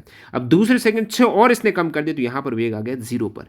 तो इस हिसाब से देखने से लग रहा कि कार का वेग था 12 मीटर पर सेकेंड, क्योंकि ये 6 मीटर पर सेकेंड का त्वरण उत्पन्न कर रही है और इसको 2 सेकंड में रोक रही है। तो 1 सेकंड में, अब 6 मीटर का त्वरण किया, यानी 1 सेकंड में 6 मीटर कम हुई, दूसरे सेकंड में 6 हुई, तभी जीरो हो पाएगी। तो आप कहेंगे ये कहीं ना कहीं शुरुआत में 12 मीटर पर सेकंड पर कार थी। तो ये आपको पूछा है कि 1 सेकंड में 6 मीटर आई, कितनी आई? 6 मीटर आई। 6 मीटर पर सेकंड का मतलब यही हुआ कि 1 सेकंड में वो 6 मीटर आ गई, उसके बाद 1 सेकंड में और 6 आई, तो कितने मीटर आई कार? 12 मीटर आकर जीरो हो गई। तो यहाँ से डायरेक्टली देखने को लग रहा है कि 12 मीटर में कार बिल्कुल रुक जाएगी। और बाकी आप ये लॉजिकली के अलावा आप समीकरण से करेंगे तो ईजिली कर सकते हो। जो जो चीज़ें दे रखी हैं शुरुआत में देखिएगा, एस्लेशन आपको दे रखा माइनस में, क्योंकि ये एक विपरीत दिशा में लग रहा है, तो माइनस में ही लेना, ध्यान रखना विपरीत दिशा यानी कहीं के ब्रेक लगाने पर एस्लेशन माइनस आना, यानी वेग कम हो रहा है। टी 2 सेकंड में आपको कार रुक रही है। अब ये थोड़ा समझने की बात है कि कार ब्रेक लगाए जाने के बाद 2 सेकंड समय लेती है और रुक जाती है। तो कार रुकने का मतलब अंतिम वेग जीरो होगा तभी रुकेगी, v बराबर 0 मीटर पर सेकंड है। अब यहाँ से आप निकाल पाएंगे कार पर जब ब्रेक लगाया उस समय उसकी स्पीड क्या थी। ये स्पीड इसलिए अनिवार्य है क्योंकि आप दूरी निकालना चाहते हो, तो दूरी आप 2 तरीके से निकाल सकते हो। एक तो v square minus u square बराबर 2as, आपको a दे रखा है, s निकाल सकते हो। v यहाँ पर अंतिम एक 0 है, u आपको निकालना पड़ेगा। सेकेंड स्थिति s बराबर u t plus half a t square, a दे रखा है, t आपको पता 2 सेकेंड है, लेकिन u तो आपको निकालना पड़ेगा ना। कार पर जब ब्रेक लगाया उस वक्त उसकी स्पीड क्या थी, यानी शुरुआती वेग क्या था। अब u यहाँ पर शुरुआती वेग क्यों बन जाता है, क्योंकि आपने कार कहीं ना कहीं चल रही थी। अब कार ये इस वेग मान लेते हो x वेग से, u वेग से जा रही थी, ठीक है, कार किसी भी वेग से जा रही थी, उस पर ब्रेक लगाया, तो ब्रेक लगाने के बाद वो त्वरण चेंज हो रहा है। तो शुरुआत में तो यहाँ पर एक तरीके से शुरुआती वेग आप कहेंगे इनिशियल वेलोसिटी, और लास्ट वेलोसिटी जब कार रुक जाएगी वो v है। तो इनिशियल वेलोसिटी कितनी थी वो फाइंड आउट करना आपको, तो आप कहेंगे गति का प्रथम समीकरण v बराबर u प्लस ए टी होता है। आपको यहाँ पर v अंतिम वेग दे रखा है 0, u फाइंड आउट करना है, ए आपका नेगेटिव में है -6 और टी 2 सेकंड का वक्त ले रही है। तो यहाँ पर 4 माइनस 12, यानी ये 4 नहीं, ये u है, ठीक है, u माइनस 12। तो यहाँ से u निकल के आ जाएगा, इस साइड जाएगा तो 12 मीटर पर सेकेंड। तो u यहाँ पर डायरेक्टली अपन 12 मीटर पर सेकेंड निकाले, और बाकी इस हिसाब से 12 मीटर पर सेकेंड जब इनिशियल वेलोसिटी आ गई, अब आप इजीली फाइंड आउट कर सकते हो कि 12 मीटर पर सेकेंड से 0 होने में 2 सेकंड के वक्त में कितनी दूरी तय की है। s बराबर u t plus half a t square, जब त्वरण आपका -6 था, तो ये वैल्यू आप जब रखी, u 12 रख दी, टी आपके 2 सेकंड रख दी, प्लस का प्लस हाफ का हाफ, ए आपका -6 रख दिया, टी यानी 2 सेकंड 2 गुणा 2 है। इसको सॉल्व किया, 12 दूनी 24 है, और ये आपका कट होके -3 हो गया, 2 दूनी 4, 3 12, 12 -12 है, 24 -12 यानी s 12 मीटर। कार रुकने से पहले 12 मीटर की दूरी तय करती है। अब जैसे ही ब्रेक लगाया, इसका मतलब ये नहीं ब्रेक लगाते ही कार रुक गई। तो जैसे इस प्रकार चालक क्या करते हैं, ड्राइवर क्या करते हैं, देखते हैं आगे वाली गाड़ी कितनी डिस्टेंस पर है, इतनी डिस्टेंस तो मिनिमम मेंटेन करनी है, ताकि ब्रेक लगाऊं तो यहाँ पर 12 मीटर तक तो मेरे को डिस्टेंस रखनी है। ब्रेक लगाते ही 12 मीटर नहीं रखी, ब्रेक लगाया और गाड़ी सामने आपकी कोलिजन हो जाएगी, टक्कर हो जाएगी। तो उस केस में यहाँ पर पहले ही उनको पता होता है कि लगभग कितनी डिस्टेंस ब्रेक लगाने के बाद गाड़ी आगे चल जाएगी। तो ये वो सवाल थे उदाहरण के साथ सवाल। अब देख लेते हैं टेक्स्ट बुक, जो एनसीईआरटी की टेक्स्ट बुक है ना, उसमें भी लास्ट में जो प्रैक्टिस के अभ्यास के सवाल रहते हैं ना, वो देखते हैं। निम्नलिखित में से कौन सी अवस्थाएं संभव है प्रत्येक के लिए उदाहरण। काफी अच्छा सवाल है। कोई वस्तु जिसका त्वरण नियत हो परंतु वेग शून्य हो। क्या ऐसी कोई वस्तु हो सकती है जिसका त्वरण नियत हो लेकिन वेग जीरो हो। त्वरण नियत होने का मतलब ये क्या क्या हुआ। त्वरण नियत होने का मतलब वेग में परिवर्तन तो हो रहा है। त्वरण का मतलब ये हुआ कि वेग में परिवर्तन हो रहा है। अब त्वरण नियत यानी वेग में परिवर्तन एक फिक्स एक नियत वेग में जो परिवर्तन हो रहा है, जैसे कि शुरुआत में वेग 2 है, 1 सेकंड से बढ़कर 4 हो गया, फिर नेक्स्ट 1 सेकंड में 6 हो गया, फिर नेक्स्ट 1 सेकंड में बढ़कर 8 हो गया। तो वेग तो बढ़ रहा है 2 से 4, 4 से 6 से 8, लेकिन प्रति सेकंड वेग फिक्स बढ़ रहा है। एक फिक्स वेग बढ़ रहा है, 2 के त्वरण से वेग बढ़ रहा है। यानी वेग में परिवर्तन एक नियत त्वरण से हो रहा है। यानी वेग में परिवर्तन जो हो रहा है ना, वो प्रति सेकंड एक फिक्स ऐड हो रहा है, न कि अलग अलग यहाँ पर 3 बढ़ गए, यहाँ पर 4, ऐसा नहीं है। तो त्वरण है ना वो नियत है। तो इसका मतलब वेग शून्य हो सकता है। वेग शून्य कैसे। आप कहेंगे त्वरण है तो वेग शून्य कैसे हो सकता है। त्वरण में मतलब ये होगा वेग चेंज हो रहा, जीरो कैसे होगा वहां पर। लेकिन हो सकता है, इसका एक उदाहरण है, ऐसा संभव है। जब किसी ऑब्जेक्ट को, वस्तु को आप ऊपर फेंकेंगे ना, अब वस्तु को ऊपर फेंक रहे हो, उस केस में त्वरण तो लग रहा है, नीचे गुरुत्वीय त्वरण जी लग रहा है। ऊपर फेंकेंगे -9.8 लग जाएगा जी, मीटर पर सेकेंड स्क्वायर। तो उस केस में गुरुत्वीय त्वरण लग रहा है। त्वरण यहाँ पर शून्य थोड़ा ही है, एक तरीके से 9.8 है। एक नियत त्वरण लग रहा है, एक फिक्स त्वरण तो फिक्स है, गुरुत्वीय त्वरण फिक्स है, ऐसा मान चल थोड़ा ही होता है इसका। तो एक नियत त्वरण है उसका, और वेग शून्य हो जाएगा। बिल्कुल वस्तु को ऊपर फेंकेंगे, ये त्वरण है, एक माइनस त्वरण के कारण ही वेग में परिवर्तन होगा, धीरे धीरे कम होगा, और एक ऐसी अवस्था आएगी वेग जीरो हो जाएगा। जब अंतिम अधिकतम ऊंचाई पर वो होगा तब वेग जीरो होगा और वापस वो पृथ्वी की तरफ आ जाएगा इस गुरुत्वीय त्वरण के कारण। तो ऐसी स्थिति आएगी जब वस्तु को अपन ऊपर फेंकेंगे। नेक्स्ट सवाल है, कोई त्वरित वस्तु एक समान चाल से गति कर रही हो। अब ये चीज तो मैंने आपको ऑलरेडी बता दी है कि त्वरित वस्तु है एक समान चाल। जैसे ही एक समान चाल आए ना, आप कहेंगे एक समान चाल है, स्पीड है, वेग बढ़ नहीं रहा है, वेग में परिवर्तन नहीं हो रहा, फिर त्वरित कैसे हो गई, फिर त्वरण कहाँ से आएगा। त्वरण का मतलब भी वेग में परिवर्तन है। लेकिन ये स्थिति आएगी वर्तुल गति में, जब वृत्तीय पथ पर कोई ऑब्जेक्ट गति कर रहा होता है, समान एक समान चाल से गति कर रहा, 20 मीटर पर सेकंड से मान लो गति कर रहा, लेकिन अपनी दिशा बार बार बदल रहा। वो बदली हुई दिशा के कारण ही वेग में परिवर्तन कहेंगे आप। वेग में परिवर्तन दो टाइप से हो सकता है, या तो उसका मैग्नीट्यूड यानी उसका परिमाण है वो बदलता हो, या फिर उसकी डायरेक्शन बदलती हुई। यहाँ पर वर्ती पथ में उसकी डायरेक्शन बदलेगी तो वेग में परिवर्तन से वो वस्तु त्वरित होगी, उस त्वरण के कारण ही वस्तु उस पथ पे बनी हुई है। तो ये एक तरीके से संभव अवस्था है। कोई वस्तु किसी निश्चित दिशा में गति कर रही हो तथा त्वरण उसके लंब हो, तो बिल्कुल कोई वस्तु जैसे वर्ती पथ पर जब वस्तु गति कर रही होती है ना, तो एक जो त्वरण लगता है उसके लंबवत लगता है। इस डायरेक्शन में त्वरण यहाँ पर अंदर की साइड लगेगा, ये जो लंबवत दिशा में लगेगा केंद्र की तरफ। ये स्थितियां तीनों ही संभव है। नेक्स्ट अपन देख लेते हैं अंतिम दो सवाल। एक कृत्रिम उपग्रह 42,250 किलोमीटर त्रिज्या की वृत्ताकार कक्षा में घूम रहा है। अब ये कृत्रिम उपग्रह भी इस कक्षा में घूम रहा है, जो वृत्ताकार कक्षा में है ना, तो जो वृत्त की त्रिज्या आर दे रखी है ना, वो आपको 42,250 किलोमीटर दे रखी है। यदि वह 24 घंटे में पृथ्वी की परिक्रमा करता है, एक चक्कर लगाता है, 24 घंटे का वक्त लेता है, तो उसकी चाल का परिकलन कीजिए। चाल यानी तय की गई कुल दूरी बटा लिया गया समय। अब कुल दूरी कितनी है, इस परिधि के बराबर दूरी यानी 2πr दूरी है, समय यहाँ पर 24 घंटा है। इसको सबसे पहले आपको मिनट और सेकेंड में कन्वर्ट करना पड़ेगा, किलोमीटर को भी आपको मीटर में कन्वर्ट करना पड़ेगा, या फिर इसका आंसर आप किलोमीटर पर सेकंड में निकाल सकते हो, मीटर पर सेकंड में कन्वर्ट नहीं करना चाहते हो। तो वर्त की परिधि 2 गुणा पाई का मान 3.14 और आर है 42,250, तो ये इसको कैलकुलेट करेंगे तो 26,000, ये आपका आ जाएगा 2,65,464.58 किलोमीटर। अब ये तो आपकी टोटल तय की गई दूरी हो गई। कितने समय में कर रहा है, 24 घंटे में। तो वेग बराबर दूरी बटा समय, दूरी बटा समय को आप सेकेंड में ले रहे हो, तो 24 गुणा 1 घंटे में 60 मिनट, 1 मिनट में 60 सेकेंड, तो इसको गुणा करेंगे तो आपका 3.07 किलोमीटर पर सेकेंड आ जाएगा। बिल्कुल आपको कंसेप्ट पता हो, सवाल कोई भी आए आप कर देंगे। नेक्स्ट, 20 मीटर की ऊंचाई से एक गेंद को गिराया जाता है। गेंद को गिरा रहे हैं आप 20 मीटर की हाइट से, टोटल हाइट 20 मीटर। यदि उसका वेग 10 मीटर पर सेकेंड के एक समान त्वरण की दर से बढ़ता हो। अब गेंद को गिरा रहे हो और उसका वेग है, अब त्वरण यहाँ पर आप देख रहे हो गुरुत्वीय त्वरण ही एक तरीके से लग रहा है 9.8 के बराबर ही है। तो ये त्वरण है, एक समान त्वरण की दर से बढ़ता हो, उसका वेग है वो बढ़ रहा है, त्वरण उस पर लग रहा है 10 मीटर पर सेकेंड स्क्वायर, यानी 1 सेकेंड में उसका वेग कितना बढ़ रहा है, 10 मीटर पर सेकेंड। त्वरण का मतलब ये हुआ कि 1 सेकेंड में उसका वेग बढ़ रहा है 10 मीटर पर सेकेंड। तो ये किस वेग से धरातल से टकराएगी, कितने समय पश्चात वो धरातल से टकराएगी। अब टोटल डिस्टेंस यहाँ पर डायरेक्टली देखने से लग रहा है कि 20 मीटर की टोटल डिस्टेंस है। जब वस्तु को ऊपर से आप गिरा रहे हो तो विराम अवस्था से आप गिरा रहे हो, लेकिन उस पर शुरुआत में ही एक वेग काम कर रहा है, वो ये वाला त्वरण वाला है, क्योंकि गुरुत्वीय त्वरण लग रहा है ना।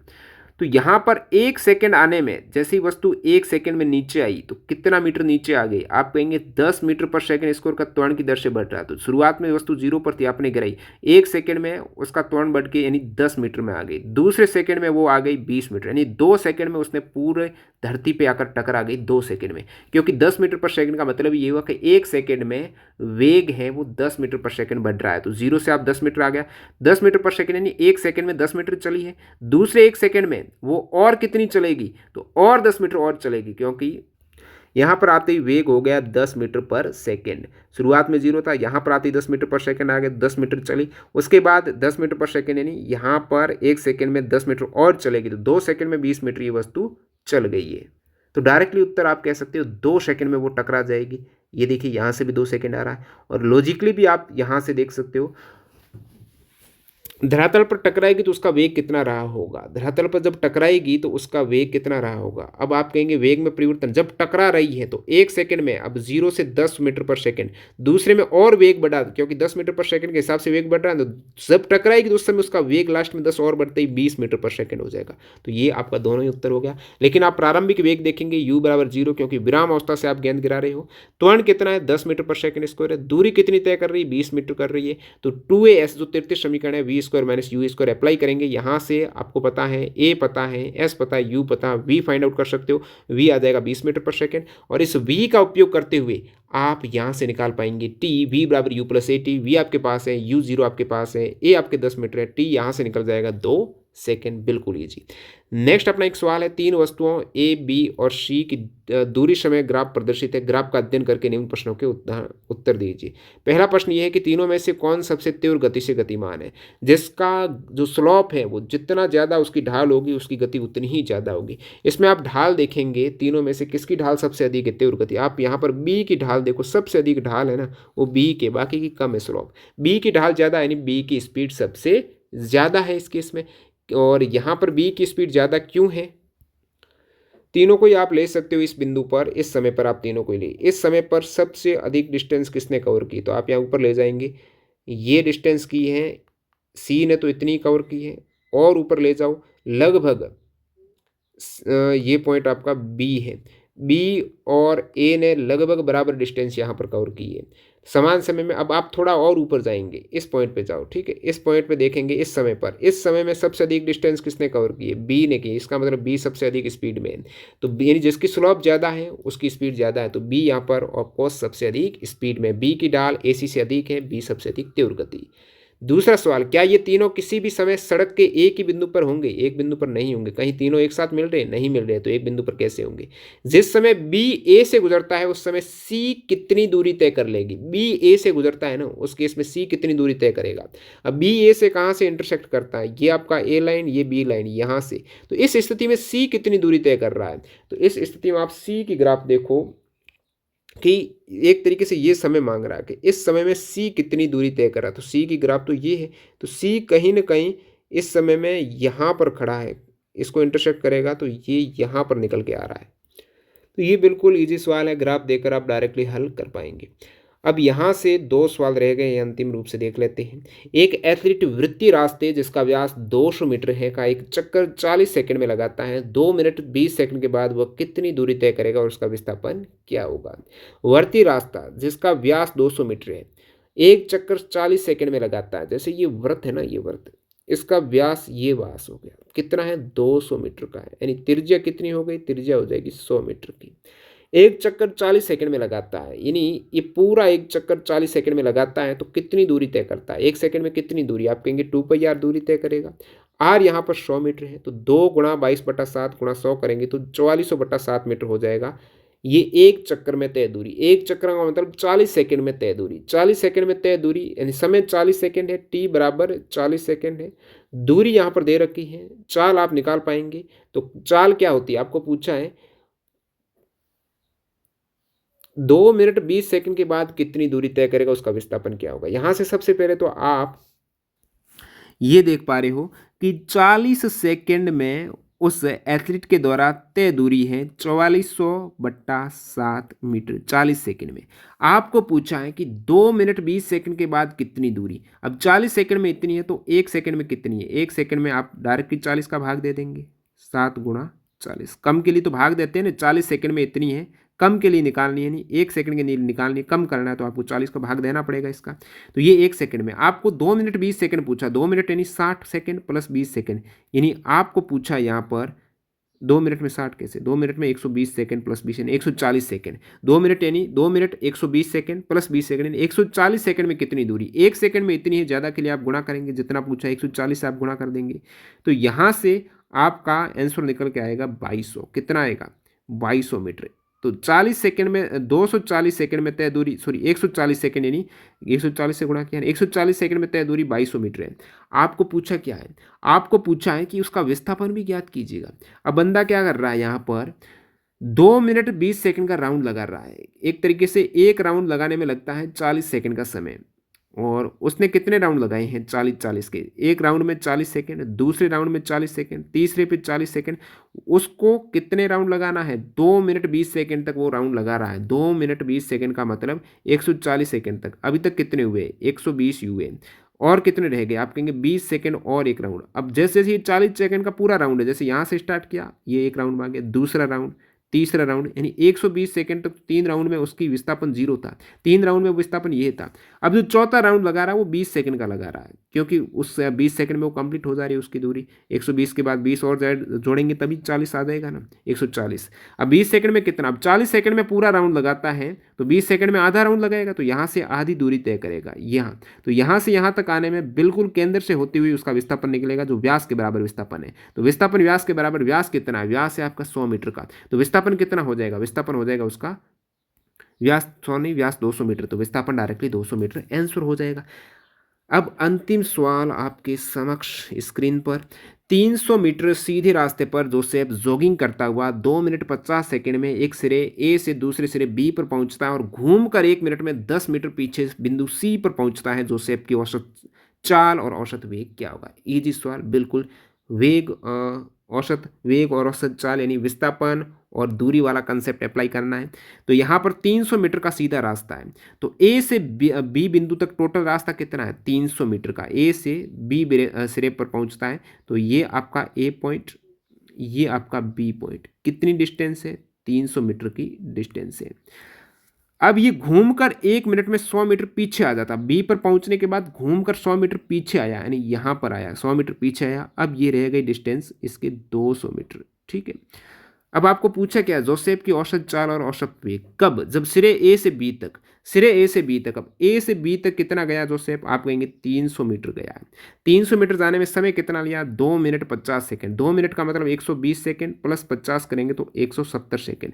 तो 170 सेकंड में 300 मीटर गया है, तो चाल यानी कुल दूरी कितनी, 300, समय कितना 170। तो यहाँ से निकल के आ गई उसकी औसत चाल 1.76 मीटर पर सेकंड। इसी केस में आपको औसत वेग भी निकालना है। औसत वेग यानी कुल विस्थापन कितना हुआ, ए से बी गया है तो डायरेक्ट सीधी दूरी ये 300 मीटर तक की तो है, तो कुल विस्थापन भी सेम, कुल दूरी के समान 300 है, और समय तो वो 170 ही। तो यहाँ पर पहले कंडीशन में जो औसत चाल और औसत वेग इक्वल आएगा। दूसरी कंडीशन क्या कहता है, तो यहाँ पर कहता है कि सिरे ए से सी तक, अब ए से सी तक ये आपका एक पॉइंट आ गया सी, वापस आया ना मुड़कर 100 मीटर, तो ए से सी तक। अब ये बंदा क्या कर रहा है, यहाँ से गया कितना 300, वापस आया 100, तो कितनी दूरी तय की, 300 और 100 400।